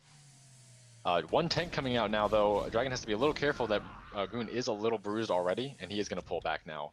But man, what an opening! And I think Dragon doesn't have his Nexus down throughout all of this, so Nyoken is still okay, but he has lost a lot of units relative to what Dragon has spent, and the delay on getting this natural from what he would have wanted is probably a little bit bigger than Dragon. Dragon can get his 3rd base up pretty quickly as well, since there's not going to be a Twitch. Oh, he's diving forward. He's going to get the tank. He knows the Marine count is still kind of low. I think there's only 2 Marines maybe. And he's going to delay the CC. He might even cancel it, which would be absolutely devastating. I want to say Nyoken might have cut tanks there just to make sure he could get that CC in time. Killing more SCVs, I really want to see him cancel the command center rather than go for the SCVs. I don't think that 1 SCV building will out damage the 3 goons, and yeah, that CC has to be canceled. Tank is out, but he has to siege on the low ground. He can't just go up there with 4 goons. They'll kill it in 1 shot or 2 shots each. And a 5th goon coming out on the front. This is so much damage coming out from Dragon. He's takes out another command center. Oh no. Was that canceled? Canceled at least. It was canceled, yes. Oh, he's diving on top of the tank. Once that tank goes down, there's only a bunker with 2 Marines in it, and there are 5 goons killing Nyoken's SCVs. There's really nothing he can do here. Another tank's coming out, but I think Dragon's gonna be able to dive right on top of it. He needs to get a mass repair on that immediately, and he does. So he is gonna be able to save this, but how much damage has been done? Can he recover? Gonna lose the bunker again as well, most likely. Yeah, definitely. Yeah, and once that bunker goes down, that means Nyoken has to slow push and siege his way up to his natural position. His command center has been just immeasurably delayed. The siege tank is in position now to keep these goons away from the ramp at least, but this is going to be so hard for Nyoken to take control of this natural and start actually mining from it. Yeah, the goons can just dance around for a long time. He's losing a few goons here to the siege tank. Yeah, this is a little bit sloppy to lose that goon, but you know, he is taking damage on the barracks, so it's not like he's doing nothing. It's definitely not worth it. But if you're this far ahead, you can take bad trades. As long as you're keeping your opponent as low as possible, then you're probably going to be in a decent spot still. Dragon is going for Reavers as well, which is interesting. It looks like he's going to try to maybe use that as the killing blow here. Honestly, it's such a good idea. Because you know you could just go for the macro and just get as many bases as possible, but if they don't have any resources into turrets, they don't have any Marines, what are they going to do about a shuttle? And a Reaver in a invincible shuttle is super scary, and Nyoken has no breathing room whatsoever, actually killing the barracks. So not only does Nyoken no longer have vision, he can't make factories, and there is the GG. You know, that the extra zealots just got a couple of good hits, and it just started snowballing. Really, really good follow-up from Dragon, and Nyoken kind of fell apart there. And that's the thing with those maps with the ramps on the low ground, is definitely opens up a lot of aggression for, you know, either 10-15 or just even with zealot pressure into more goons, which like what we saw last game. So, you know, that's the thing. I think Dragon picked that map, definitely was planning something like that, and it paid off. Yeah, I mean, that's the thing with Protoss, is you can just invest in a couple of zealots and see what happens. You know, at no point was that an all-in cheese or anything, but once you start getting that damage, you know, killing that first Vulture was really key, and keeping the Marine count low. He recognized the opportunity to do damage, and he took them. So Nyoken, I think, would have been able to stabilize after the initial damage, but played a little bit greedy trying to get that command center at the Nexus with a single tank. I think he didn't recognize exactly how far behind he was, and Dragon just pounced on it. As Foxhound says in the chat, Dragon does not joke around. Does not.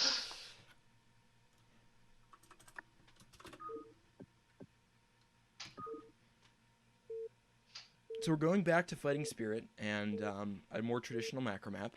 So I think we'll settle back into that, you know, 3-base play, the chess game of PvT, and not that the low ground bases of the early aggression from Protoss. Yeah, and if you look at the initial 3 expansions, it's kind of like Jade in that they're all close. They're kind of linked by their little island thing, Right. And they all have good defensive positions. The big difference is the fourth. Is it's much easier to secure that fourth by itself for a Terran. So this is it's not really that same do or die on 3-base situation as Jade really is. Right, and so this is game number 4. The score is 1-2 in favor of Dragon. And in the bottom corner of Fighting Spirit, here he is, Dragon as the teal Protoss. In the bottom left, we have Nyoken as the brown Terran. So this is a non-cross position. It hasn't happened in a while. We're both going to start out on the bottom of the map here. And that kind of makes things a little bit awkward for Dragon. You know, if you were to expand to the 6 o'clock, then it's kind of dangerous because that's exactly the direction a Terran push would go. So if Terran gets control of the natural position, then that's just a free base. He's already got units there. There's nothing Dragon can do about it. So the choice of third position or third base for Dragon will probably go north, but that just makes it harder to defend in general. Yeah, I think this close position, it definitely favors Terran a bit. I know as a Protoss always would prefer the cross map positions like we would see. Game gives you a lot more time to get your units spread out. It's kind of claustrophobic when you got that short path.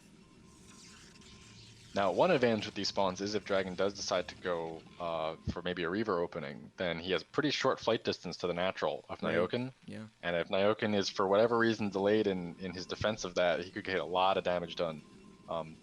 In those kind of situations, those few seconds make a big difference. Dragon's not really known as a Reaver player, but he certainly can pull it out every once in a while, and a best of 9 show match is certainly no place to do it. It's funny how much the Korean PvT players utilize Reavers. It's pretty insane. I mean, I think objectively, if you have perfect control, then they're just so cost effective, and it's sort of like mutas in ZVT, is that Right, yeah. they're very mobile, they can find damage for free and take it. So it just makes sense once control has reached the level it has, where people can handle that kind of multitask and can keep that Reaver safe. I think before it was considered a lot of risk reward, but the modern Korean pros, they're just like, what risk? I can't Right. lose Reavers. Yeah. So we got a Zealot coming out for Dragon again, and it is a pretty short distance. But as long as Nyoken makes the Marine and controls it well, it might be alright. Okay, actually, now Dragon's scouting the wrong direction. This will mean that Nyoken is definitely not in any danger. Yeah, this looks a lot like game 1. If that Zealot went straight to Nyoken's base, it's really scary since there's no Marine even being produced. But Dragon is scouting cross. He wants to see what's going on in the middle of the map. We're worried about some sort of proxy Raxes. So Nyoken is going to get away with the deleted Marine, and his bunker will finish in time. Only a single Zealot out this time. So Dragon recognizing that he just wants to get those goons produced as fast as possible. And this is going to look a lot like game 2, I think, where that goon pressure is just going to go onto the bunker for a while, and Nyoken will get siege behind this and be really secure on 2 base for a while.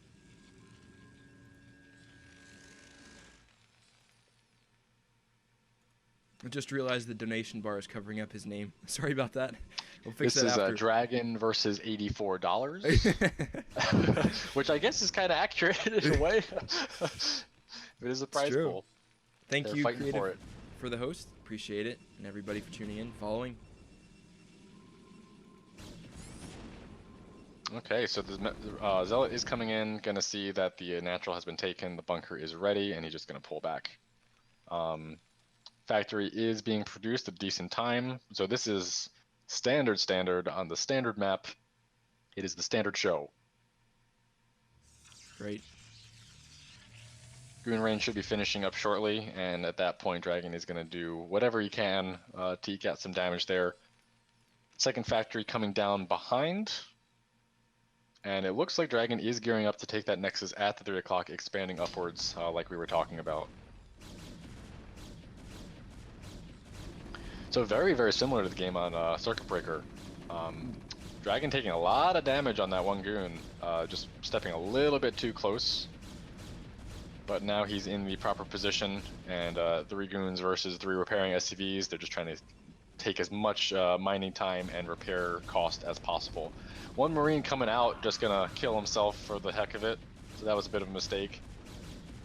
But not the biggest deal when the builds are going this way. One Marine is not gonna make or break anything.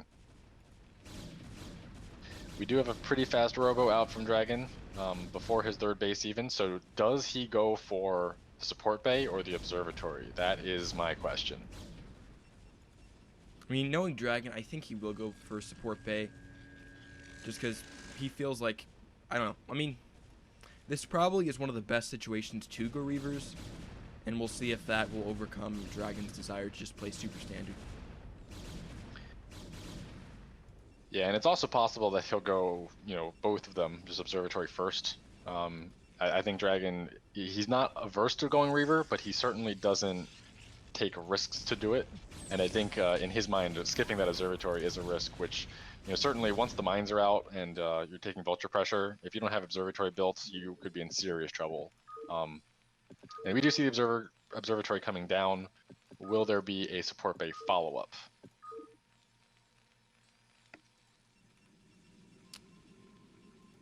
So Dragon, of course, did not lose any goons there. And, got quite a bit of pressure on that tank. I'm sorry, on that bunker, sorry. And, delaying a lot of mining time. Dragon's really good at that, on eking out the last efficient possible Dragoon shot to make the most of the repair mining. And now his third base is going to be up pretty soon, so he's in a pretty good position. This is pretty much the standard from what we've seen all series, and when both players go the normal route. Yeah, it looks exactly like the CB game up till this point.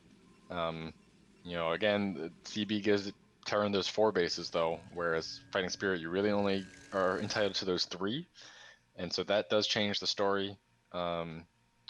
I don't think that Dragon will be able to contest the third of Nyoken at all, since he did go for that really fast third himself and really doesn't have a ton of gateway units. So as long as Nyoken controls his tanks well and builds the wall and the ramp, he should be able to get that without too much issue. But from there, what is Nyoken going to do? A lot of Terrans do sort of just sit on those 3 bases for a while till they're ready to push out, and that kind of game plan worked really well for him on CB, so he might go for that again. Dragon just getting his saturation up and running at his third base. I think it's actually, maybe he cut a few probes. I guess it just looks a little bit less normal for this point. But soon we will see the gateway explosion. Right now it's just pumping goons out of 4 gates. We'll get that optimum 2 control group to goons, then gateway explosion into zealots. Yep, and the observers are now hitting Nyoken's base, so he's getting to see everything that he needs to see. Not a single turret either, so he can just has free reign of wherever he wants to go. I assume another observer is going to send over to that third base location. That's exactly where it's going. He's going to see that the wall is basically completed and the command center is floating. I doubt we'll see any aggressive moves from Dragon to stop this, since at this point it's already kind of too late. You would lose a lot of units trying to break through that.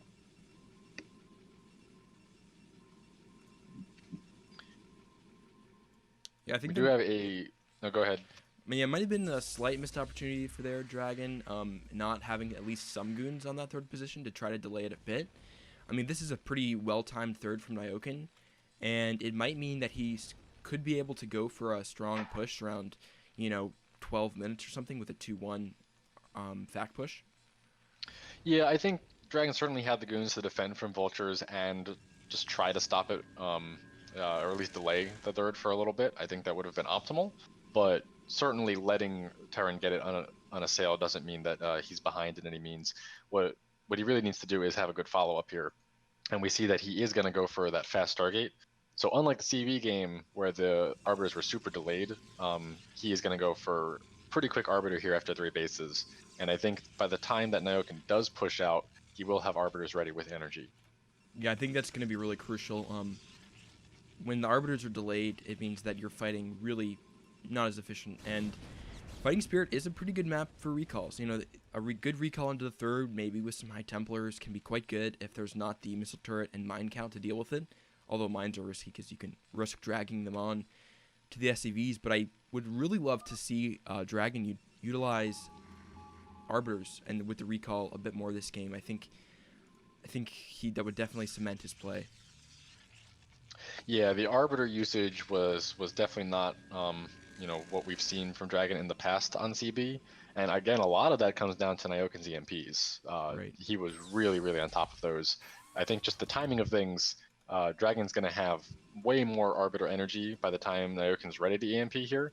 Although his science facility is timed really, really well. So honestly, Nyoken's macro all of these games has been fantastic. And staying with pretty good supply parity, really good expansion timings. I think that's one of the things that Dragon kind of lets some players get away with, is if they are playing economically risky at all, he doesn't punish that because he just wants to play economically risky himself. And sometimes that's good, sometimes that's bad. Nyoken's certainly taking advantage of it and has just had phenomenal macro all series. I mean, Nyoken on 3 bases, unharassed, is so scary. He's got this build on Fighting Spirit. I've watched him do it so many times in streams. He's really good at it, and Dragon is a really good Protoss player, but he's going to have to be ready for a really strong push. Yeah, this is going up to 8 factories now.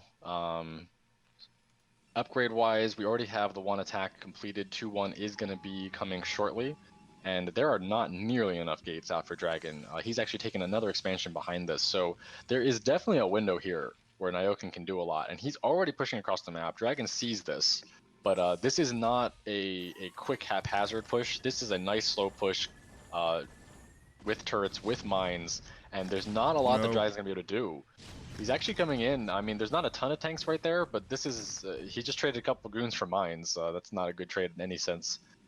So I think Dragon has kind of opened himself up, played a little bit too greedy with that Nexus, delaying his gate count, and he's gonna have to fight really hard to keep Nyoken away from his bridge. He's only got a 1 Stargate producing Arbiters as well, which I think is I want to get another one here, but I think you're really right. The low gate count could hurt him a ton. You know, I was saying I expected Dragon's Arbiters to be out before the Science Vessels, but Nyoken has the vessel ready. You know, that first Arbiter, oh, here we actually have a push coming in. A lot of mines connecting with Zealots, and the spacing on the tanks is so good. Dragon really committing to a mine drag, but this actually doesn't hit that much. So this was a really good fight for Nyoken, killing quite a bit from Dragon and barely losing any tanks. Yeah, that was not the best attack. And no storms, pretty much just pure Goon Zealot there, and I don't think that was a very optimal use. Got 1 Arbiter coming out here, still no mana. Might get EMP'd too. And this is just Goons fighting. Yeah, they're actually, Science Vessel currently has no energy, used his energy for the defensive matrix, but he doesn't need to deal with this Arbiter. You know, he's got the detection, and there are so many tanks left over. The Goons are just melting. That is just blue goo all over that bridge area. And this is really dangerous for Dragon, because this is hitting at a time where he hasn't established gates in the top right yet. So this is the only place units can come. And if it's completely contained, there's not really going to be an opportunity for Dragon to fight this army in any sort of good angle. Nyoken taking that 3rd base of Dragon. That's a very aggressive play. Honestly, that's the right move, because he's all but controlled that bridge area, and at that point, that base is his territory. You don't want to, if he was expanding to top left, let's say, you know, he doesn't really have control of that just because it's farther away from Protoss. Right. Doesn't mean that it's safe. So this is looking really dangerous for Dragon. You know, I think his only real hope is to get a really solid Arbiter spell off, and he does have 1 Arbiter, but it has been EMP'd. So he's got a long time to go before that's going to be available. He might get a couple of wins here as Nyoken tries to push forward. If he can just keep the Nexus alive for a while and keep Nyoken from controlling his ramp, he can be okay. But Nyoken's being very careful with these pushes. Really great spread of tanks and mines. Dragon really trying to get a mine drag off, but it just didn't work. And gonna lose the Arbiter here. Yeah, I think this is pretty much GG for Dragon. It looks pretty bad. I mean, he's managed to delay the Nexus from taking any damage, but more and more units are streaming in from Nyoken. He's just going to continue the push, and once he totally controls his area, it doesn't matter. And there is the GG.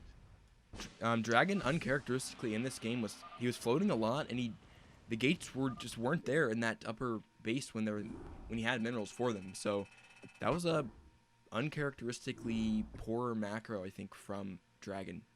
Yeah, I think, you know, he's very good at producing units from the gates, you know, while the fight is happening, but creating those gates while he's under pressure is a different story. You have to like make them, you have to rally them, you have to do all of that, you know, procedural stuff before you can just get to your rhythm. And I think the attack came before he was ready to really have that gateway explosion, and his money just started creeping up. So really well played by Nyoken. That was solid. Yeah, I mean, that push is so scary. I've died to it so many times. You gotta be aggressive, and that push is so good as well when you're really close bases on the right across from each other, and it's tough to beat for sure.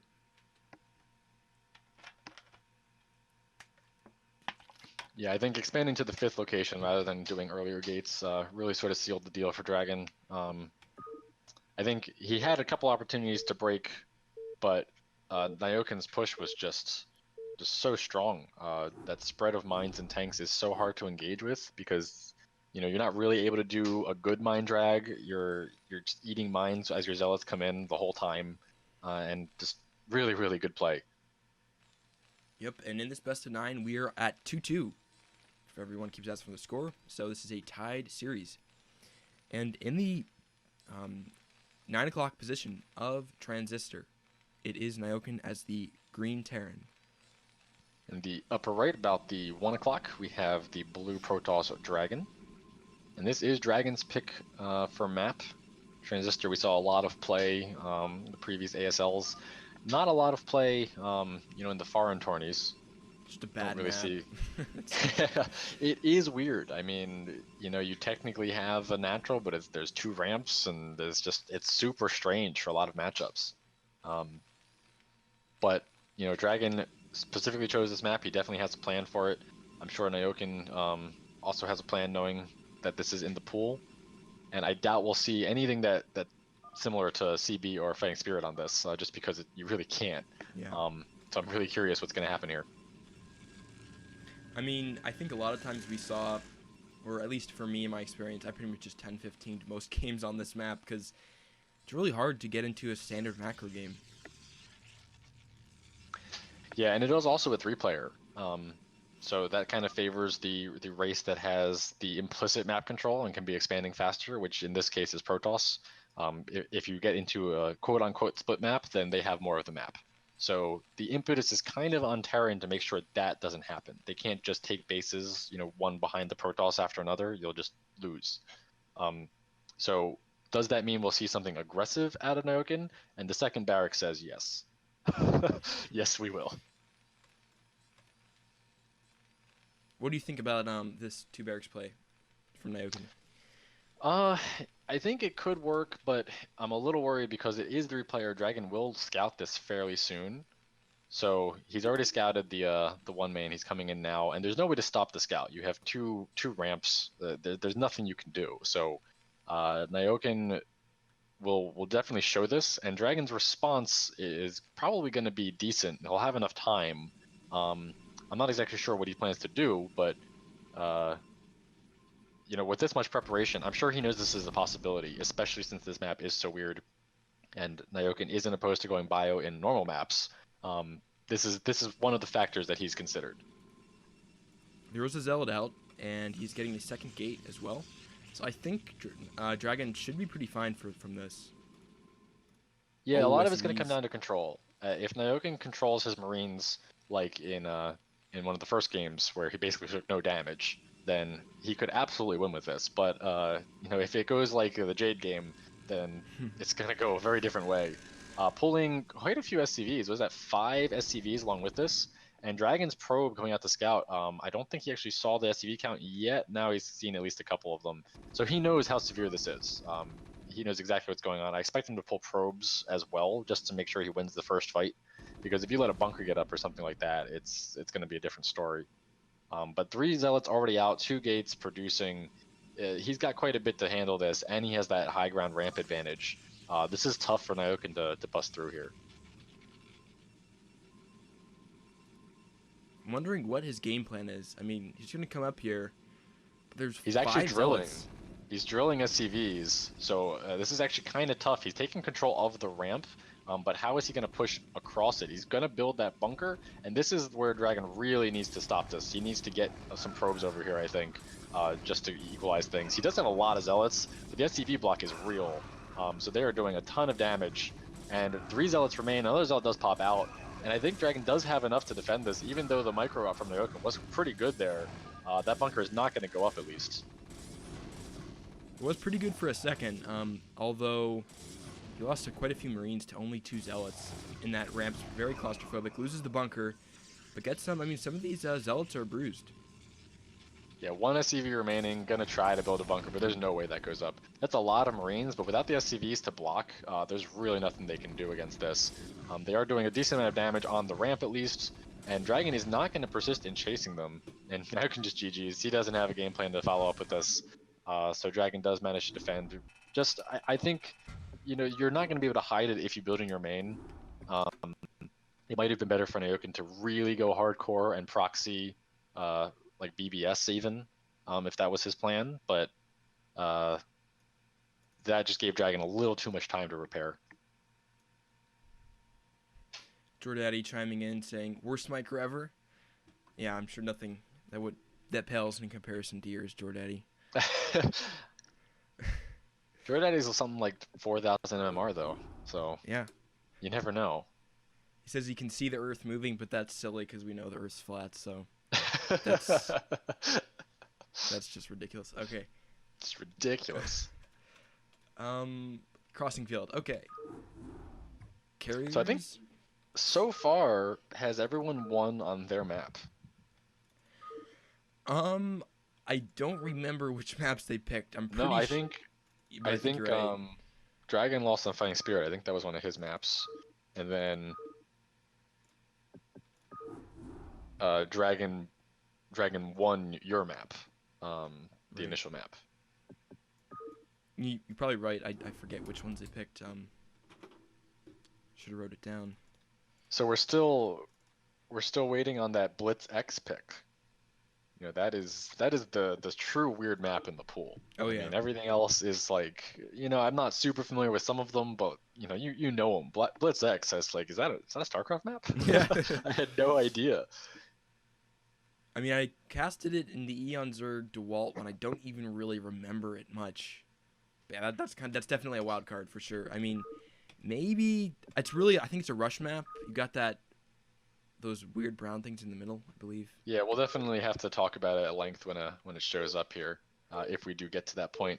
But here we have Nyokin picking Crossing Field.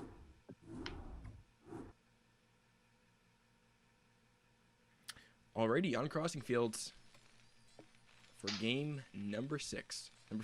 Number 6, yeah, right. We got Nyokin as the white Terran in that opposite corner. Yep, and Dragon as the blue Protoss in the bottom right. So this map is interesting because you get that free back base. You do see a lot of really economic plays because you basically can have 2 bases and just hold 1 ramp. But at the same time, sort of metagame shift around that, you might see something super aggressive, hoping, if it's 14 CC and you're just like, yeah, I'm going to proxy 9/9 gate, then that game's over. So I don't know, neither of these players is really the kind that's going to go that aggro, but that might be the exact reason they're going to do it this game. And Dragon is going to send a fairly early probe, so he wants to know exactly what's going on. And he is going to, I think he's going to check the middle. Nope, he is just going to go kind of around. That is sort of a proxy location, but there's a lot more that he's not interested in. So I don't think that's his main focus. He just wants to get in the base, probably to scout a 14cc timing, to be honest. Possibly, maybe get a gas steal, potentially. He might be going for gas steal, which would be interesting. This map, you can certainly go for a Rax expand build, which is kind of what you're forced into if you lose your gas. But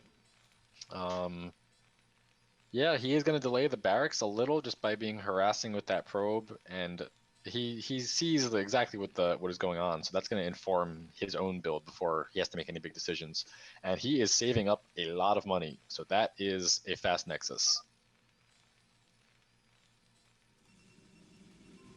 Well, Nexus first going to be coming out on Crossing Fields. I mean, because you can defend those 3 bases pretty quickly, definitely can Nexus first. I've seen it more often than on other maps on Crossing Fields because you can get away with it more. But Dragon being annoying with this probe is delaying the barracks a bit, so that's nice. I really like this. The early scout shows that the gas hasn't been taken yet, that it's not some proxy. He's pretty confident that he's going to be able to get away with this 14 Nex, and he's doing it at the cost of some mining, but that 14 Nex is going to pay that back in dividends compared to another build.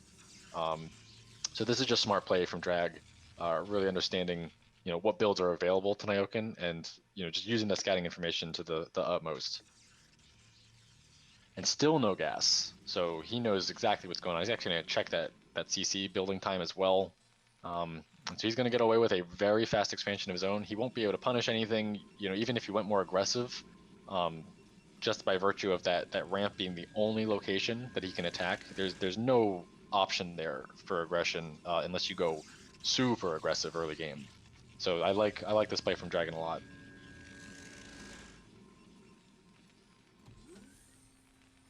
You think we will see carriers or arbiters here, Paisan? It's a good question. It's a decent map for them. And you do run the risk whenever you go carrier of just dying to the ground army push that hits beforehand. But because this is an economic opening from Nyoken and an economic opening from Dragon that's actually putting him ahead, I don't think that window is very big. So I think that is a very high possibility, to be honest. If any map's going to happen, it might be this one. Actually, I have not seen Dragon go carriers in quite a while. He definitely doesn't favor it. He definitely favors the Arbiter style. But I have seen it. He has done it to win a couple of pretty good games. And a map like this, you don't need to be some pro carrier controller because it's just there's so many places to abuse the terrain.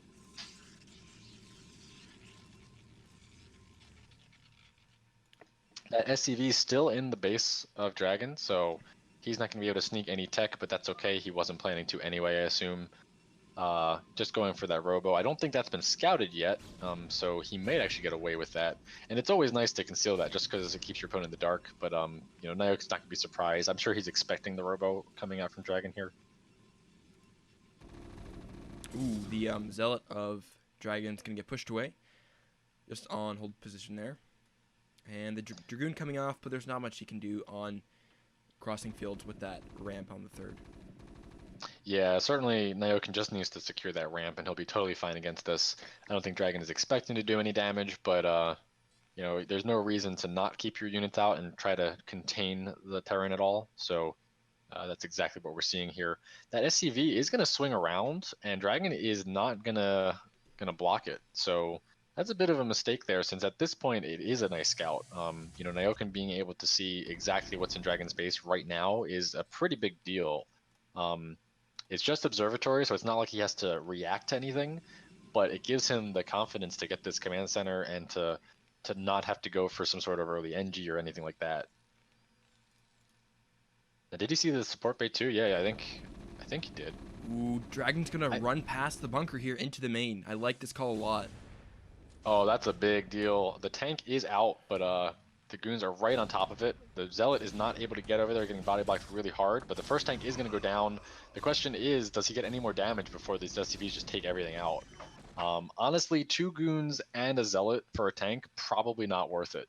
But it was an aggressive move, and I like that Dragon's trying to take those risks. And he's got the Robo base scouted, so and a Stargate. Nyoken has seen everything and is in a decent position. He's going to have 3 bases really fast here. Dragon's going to need to get some damage done for sure. I think signs are pointing to carriers a bit here. We see Robo into carriers quite a bit, PVTs. Yeah, it's not a bad idea. I'd be a little worried that just because he did sacrifice the early ground units, that there is a bigger timing window that Nyoken could abuse. And we do see a couple more factories coming down, so Nyoken is starting to gear up and getting some units out. Reaver should be completing soon, and I don't see an NG Bay just yet.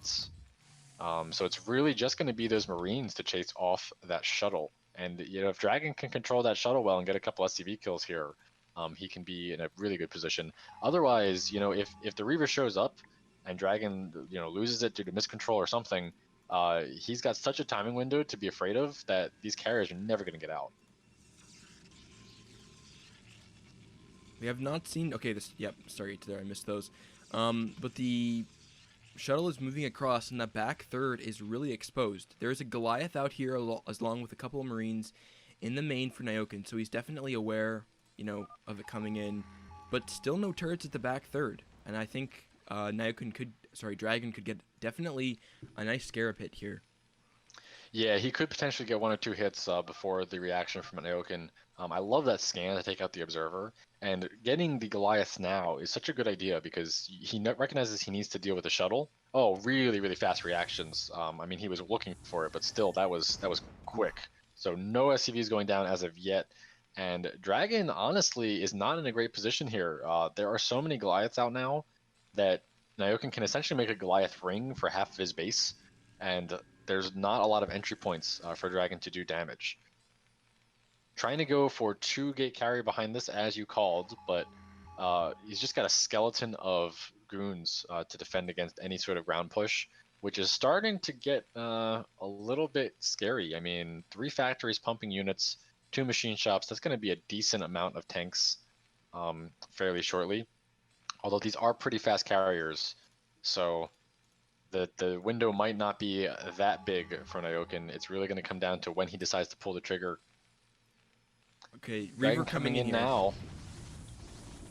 One goon does block the shot, and can he get a good scarab? Oh no, it duds there. Man, Nyokin has really good pulls and unfortunate duds for Dragon.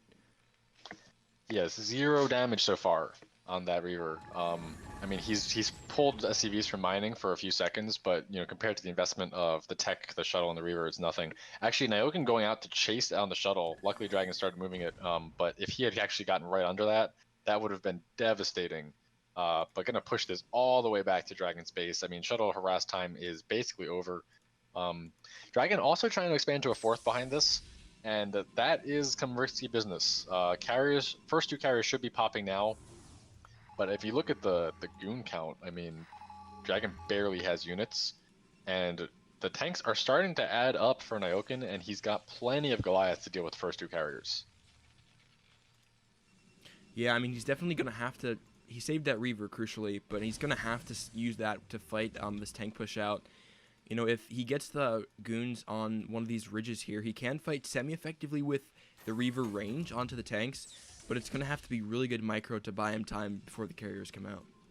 Yeah, and Nyokin has decided it is time to push out, really using scans to kill observers. That's the second observer I've seen go down, and that's such a big deal just to keep Dragon in the dark for troop movement, for army composition. I really, really like how on top of that Nyokin's been. Now the Reaver is here right below these goons. And Dragon is setting up in a good position to delay this push as long as possible. In fact, Nyokin might just be pushing to secure a 4th base, which honestly I think is a bit of a mistake because Dragon's got his 4th, and once that carrier count gets pretty large, it doesn't really matter that you got the 4 bases if the carriers are pulling you every direction. Is putting 2 turrets up there, so it definitely looks like he's just going to want to camp there, and he has some Goliath production as well. He's adding on facts. So he's definitely not going to be... He's aware of the possibility of carriers, at least, And he has some Goliath, so it's not going to be the worst in the world, although he's going to have to get more if he's going to defend this. Yeah, I think he definitely has scanned the carriers. I mean, he's got 3 CCs with scanners. He's been using them very liberally. In fact, where did that scan just go? That was at the natural. So, I mean, he's got a good idea what's going on. And that's scanned right on top of the fleet beacon, so he knows exactly what's happening here. Taking the 4th might pay off, but I just worry that it's going to be a little too slow.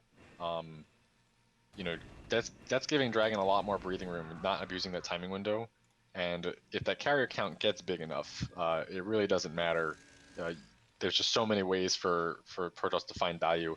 Although Dragon is going to go straight into this turret battery. Nyokin with the soul read, knowing exactly where he's going. No. Sending the Reaver in though. Oh my god, this is a great combo attack. First Scarab doesn't do too much. But this is actually kind of tough to deal with. The Reaver and carriers together is a lot for these Goliaths to handle. 10 kills on that Reaver so far, getting some work. And the 4 Finally carriers are here. Out. Yeah, 4 carriers are here. They are forced to retreat. He lost a couple of observers. I really would have liked to see him actually try to take out some of those turrets with the Reaver, but getting the CV kills is good too. But yeah, 4 carriers already, and Nyokin does have a lot of gas. He's gonna have to take a 4th gas, so he will be able to produce a lot of Goliaths. But Dragon is keeping ahead on expansions, which typically you'll see in carrier play. You're not really able to do just because you're under so much pressure from the ground army that. While you have this low count of carriers, you can't just be expanding across the map. Nyokin's just been letting Dragon do whatever he wants on the map, and I think it's going to cost him because now the carrier count is up to 6, and the carrier pressure is going to get very real very fast. Nyokin building so many turrets in the main here, and he might want to go for a push while defending with mostly turrets and some Goliaths at home, which the push could be quite strong because the goon count is still really low. I mean, it's pretty low. I'm a little worried just because he has units spread to defend that 4th base and his rally. Right now, if you look at his rally, he barely has Goliaths, and if Dragon just pounces on those, then there's nothing to defend the tanks. So it is that balance between the tank Goliath and the carrier and ground army. Dragon's going to take some free turrets here. You know, with 6 carriers, they're going to fall super fast, and he's not even losing interceptors to this amount. Nyoken's forced to pull almost all of his Goliaths back. He does have a decent amount. He will force Dragon out of the base, but this is some risky business. Dragon's sniping the Science Vessel too. I'm not sure if that's that important. I'm not sure if he's planning some Arbiter tech later. But Science Vessel versus carriers is not the biggest deal. And EMP does a lot of damage, but it's kind of risky to get that close to the Goliath to do it. You can actually just fight this here. You know, there's not that many Goliaths here. With 6 carriers, you can definitely do that. Yeah, he can come back in. I think he lost a few interceptors, so he's just rebuilding those. Just making sure he's regrouping, getting his macro going. Third Stargate coming up, and a second Cybernetics core. So this is full on carrier here.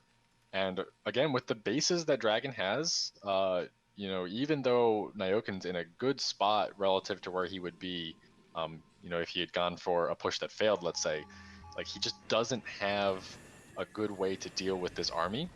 And Dragon's just going to mine more than him with an extra base. Like, I don't see Nyoken ever getting another expansion unless he's already won the game. Yeah, I think, like you said, Nyoken should have pushed while he had a chance to try to put some hurt on, maybe prevent the 4th. Because when you allow carrier players just to get unlimited bases, it's really tough to deal with, especially on crossing fields where it's so awkward to fight them. You know, they can abuse the cliff ledges so well. Yeah, and the time to really hurt a carrier player is when he's got like 2 carriers. Right. Because he's sacrificed so much ground armor to get those 2 carriers, and 2 carriers are not that scary as long as you have enough Goliaths. And Nyoken certainly did at that moment because he was building Goliaths to defend against the shuttle. Now the Dragon has, what is this, like 8 carriers? That is a different story. You can just take free money basically by coming in, killing some turrets, killing some Goliaths, and then pulling out before you can take any damage. So Dragon's taking another base. He understands he has the implicit map control with this carrier pressure, and Nyoken might go for a push. He might even kill one of these bases, but he's still going to be behind. Yeah, there's a decent goon count with a lot of storms. If Nyoken's really clumped up on the tanks, like I've seen him do a couple times this game, you know, Night Dragon could at least fight that and delay, give him enough time for the carriers to come back home. Yeah, Nyoken now sees this base. He is going to do a push out to get it, but there is a lot of army here, and I don't know if Nyoken realized where that was. He's not sieged. He has no mines because he really only has Goliaths to support the tanks. And he's going to just lose the tanks, it looks like. Retreating to a decent position. Great storms. Decent storm. Actually managing to dodge out of that second one, but not that third one. So this ground army actually loses to Dragon's ground. And so if you're taking damage from carriers and then your ground army loses just to the goons, you are in a bad spot. And at this point, I think Dragon can do whatever he wants. Just point his army at something and kill it. He is looking like he's kind of retreating now, which I guess is the safe play. There are a decent amount of tanks behind turrets. But, I mean, Dragon's kept that base alive. He's got basically all the base on the map. The middle ones don't really count. And Nyoken is at some point going to start mining out and just really running on fumes. Although, man, he has almost no SCVs at his natural. Or I guess his front natural. It doesn't even have 1 per patch. Yeah, I mean, he lost 10 to the Reaver play, and he lost quite a bit. I mean, building so many turrets there to the, there's a ton of idle ones as well. So he's really not mining that much. He's pretty starved for resources, and Dragon is perfectly fine. Yeah, and the thing is, like, can Nyoken win with the resources he's collecting right now? And I think the answer is no, unless Dragon really mismicros his carriers and loses them all. A great EMP going to be on top of most of what Dragon has, so that does soften things up quite a bit. And he is getting some decent damage on top of the carriers, but now there's no more tanks. And so this is Goon versus Goliath, and you know how that goes. So Dragon is just, he really hasn't lost any supply. I mean, it goes down to like 190 and pops right back up. Meanwhile, Nyoken has been struggling to stay above 120, and he can't control both of these locations. You know, he's tried to turtle up into 4 bases, but that is not going to hold, and that's it. That's GG. Dragon will go up 4-2. Match point, do or die time for Nyoken. He's shown some really good games. I think that time Dragon just had a better game plan. Just from the outset, you know, scouting early with the 14 CC, taking right into carriers, and I think the fast expansion I kind of criticized when I saw it, taking the fast 4th, because I thought Nyoken was going to punish, but he really didn't. And at that point, I think the game was over. Yeah. Alrighty, so Nyoken is pulling out Blitz X. We'll see if he can There make it something is. happen. Yeah, so he's probably got something planned on this. I mean, I guess I was looking up the map earlier. It is sort of a Terran favored map, just like from the pro scene. But you know, in a show match, especially, like, you got to have a plan to go with something like this. This is a very strange map. It's weird. It's so huge though. It's insane. I mean, how big the mains are. Yeah, we need some op There we slots. go. There we go. Wow, Yeah, thanks this is from another era. Yeah, those old weird maps. Thanks everybody for tuning in. Got a nice viewer count. Yeah, Jayan Sham 2. It's the cool guys club in your chat, dude. Jordan Eddy is the only one who I. I mean, it's not a StarCraft event without the Jordaddy. Nope. Foxon says he remembers that map. I think I've seen games on it, but I honestly don't remember. This is an old map. Alrighty, here we go. It's kind of weird. It was turn rate was 24 for the beginning, and then it was fine, and then it bumped down to 14. So I don't know. I have Comcast, so I have pretty bad internet, but I get turn rate 24 when I play Dragon in most practice games. So Yeah, but now it's 4 people versus 2. You know, True. so lots of stuff can happen. And I talked with at least Dragon earlier. You know, he said he would let us know if he wanted to do from rep if it was too laggy. It really hasn't been that bad. And I hope the stream stuttering has cleared up. I haven't seen any comments about it, so I think we're good. yep. And we're starting off this game on turn rate 24, so that's good. But on the top corner of Blitz X, we have the purple Protoss Dragon. And on the top right corner, we have the orange Terran Nyoken in the fight for the show match. He is 1 game away from taking the loss here. Score is 4-2, and he's picked. I think this is his last map. Is that correct? Think so. Yeah, I think he's at a map pick. So, you know, even if he wins this one, it's then Dragon's maps that he wanted for this tournament, and that is a tall order because right now, mostly players have been winning on their maps, as you would expect. Right. Mm-hmm. So I think the minerals in the middle are the main feature of this map. I mean, it's called Blitz X, and you got that X of minerals. Those can be mined out to make another route, and I think at the very top, small units can pass through automatically. So sort of like what are some of those other maps that have Fortress? those? Yeah, the weird map semi walls. So we do see Dragon going straight into that location. And you can see the probe will just pass right through that section, but you know, obviously a tank won't fit there, so you do have to do some mining beforehand. And they're actual minerals here, like they're not stacks of 0 minerals. You actually have to bring the minerals back somewhere. Oh, really? Wow. But there are bases. You know, you can expand right next to them. So it's a very interesting situation where, you know, if you are expanding there, you are more able to mine it out. But are you interested in mining it out? Because that'll leave it opening for your base. So very, very strange map, sort of an asymmetric 2-player. You know, it's not diagonally symmetric, it's vertically symmetric.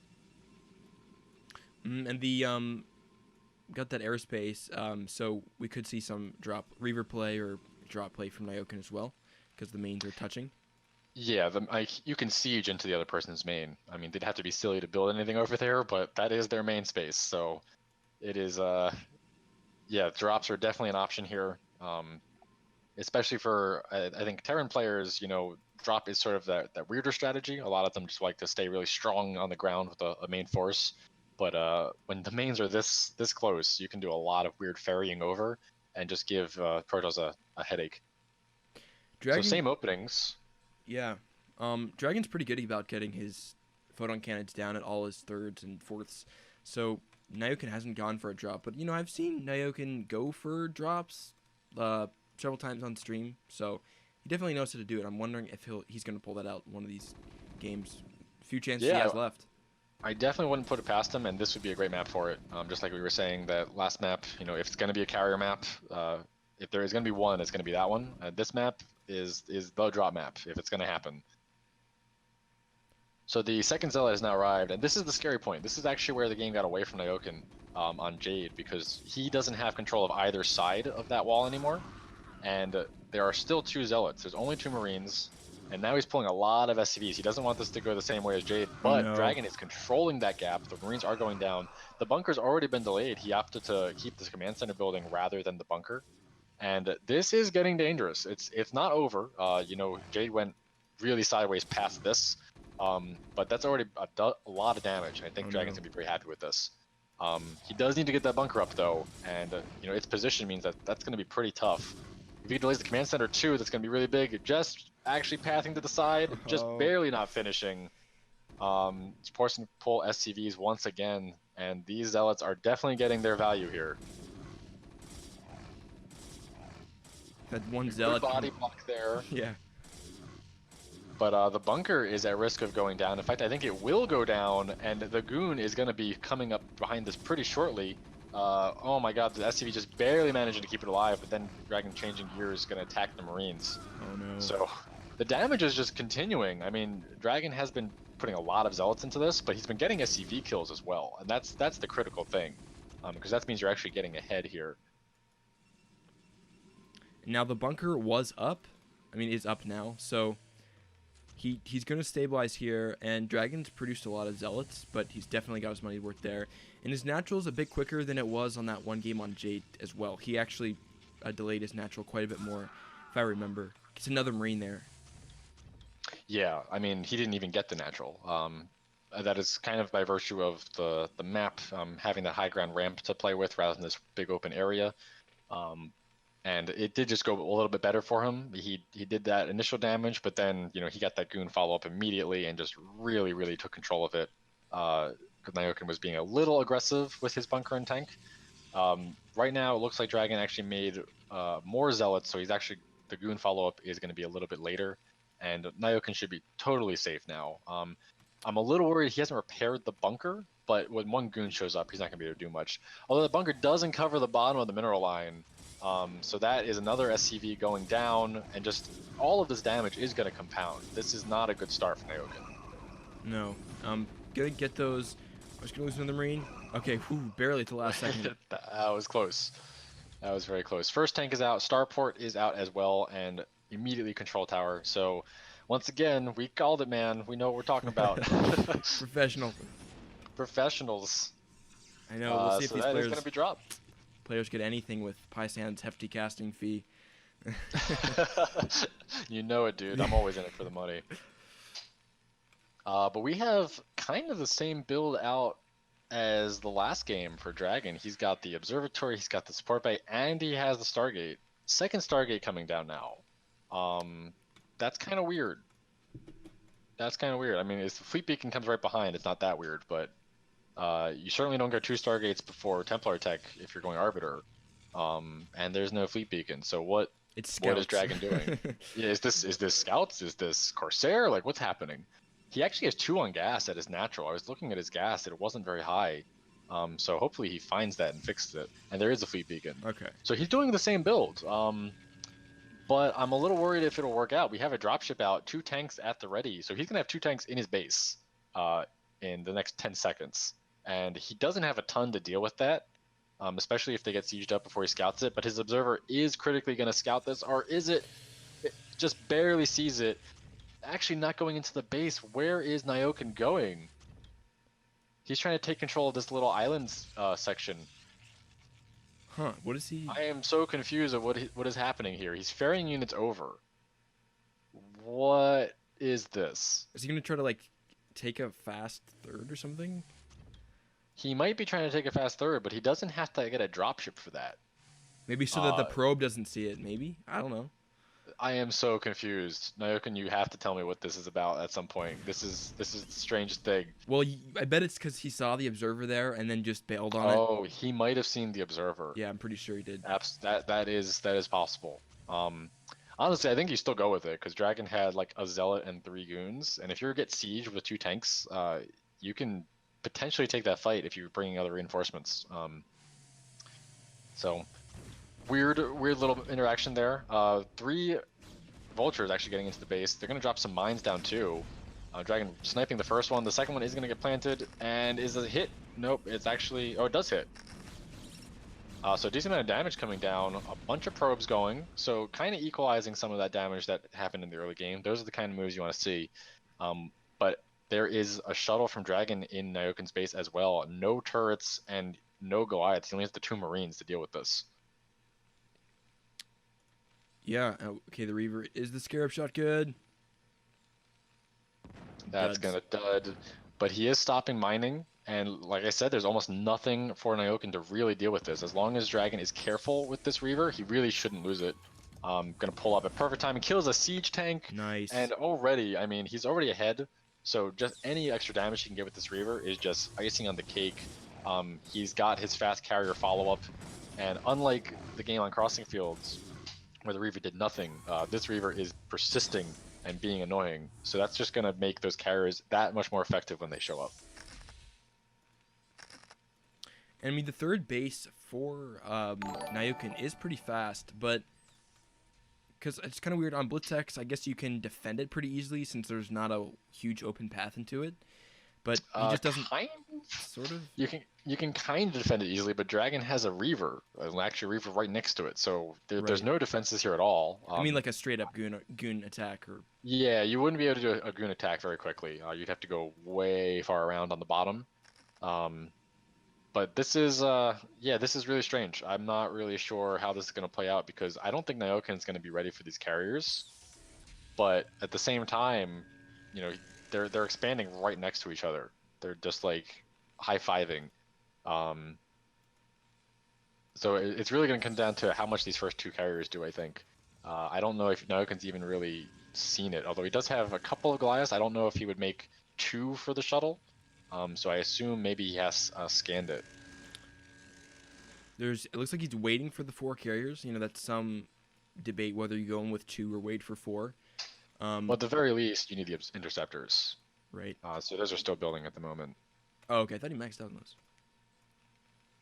Looks like one has 5 and one has 4. So I assume that upgrade is finished. And if not, it's going to be finishing soon. Yeah, he has 6 and 4. So he's moving in now.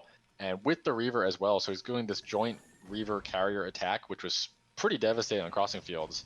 And there's 2 Goliaths here to shoot up. So I think Nyoken's going to have to evacuate this base. You know, he doesn't have like a flood of carriers coming, or Goliaths coming down, and there's just nothing to deal with these 2 carriers. I think Wraith might have been a better option here. Well, he didn't. Did he scout it? How was his scouting of the carriers?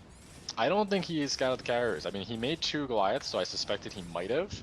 But I think that was just to chase off the shuttle. And I think this has taken Nyoken by surprise. You know, his game plan to expand here certainly can't handle this carrier attack right now.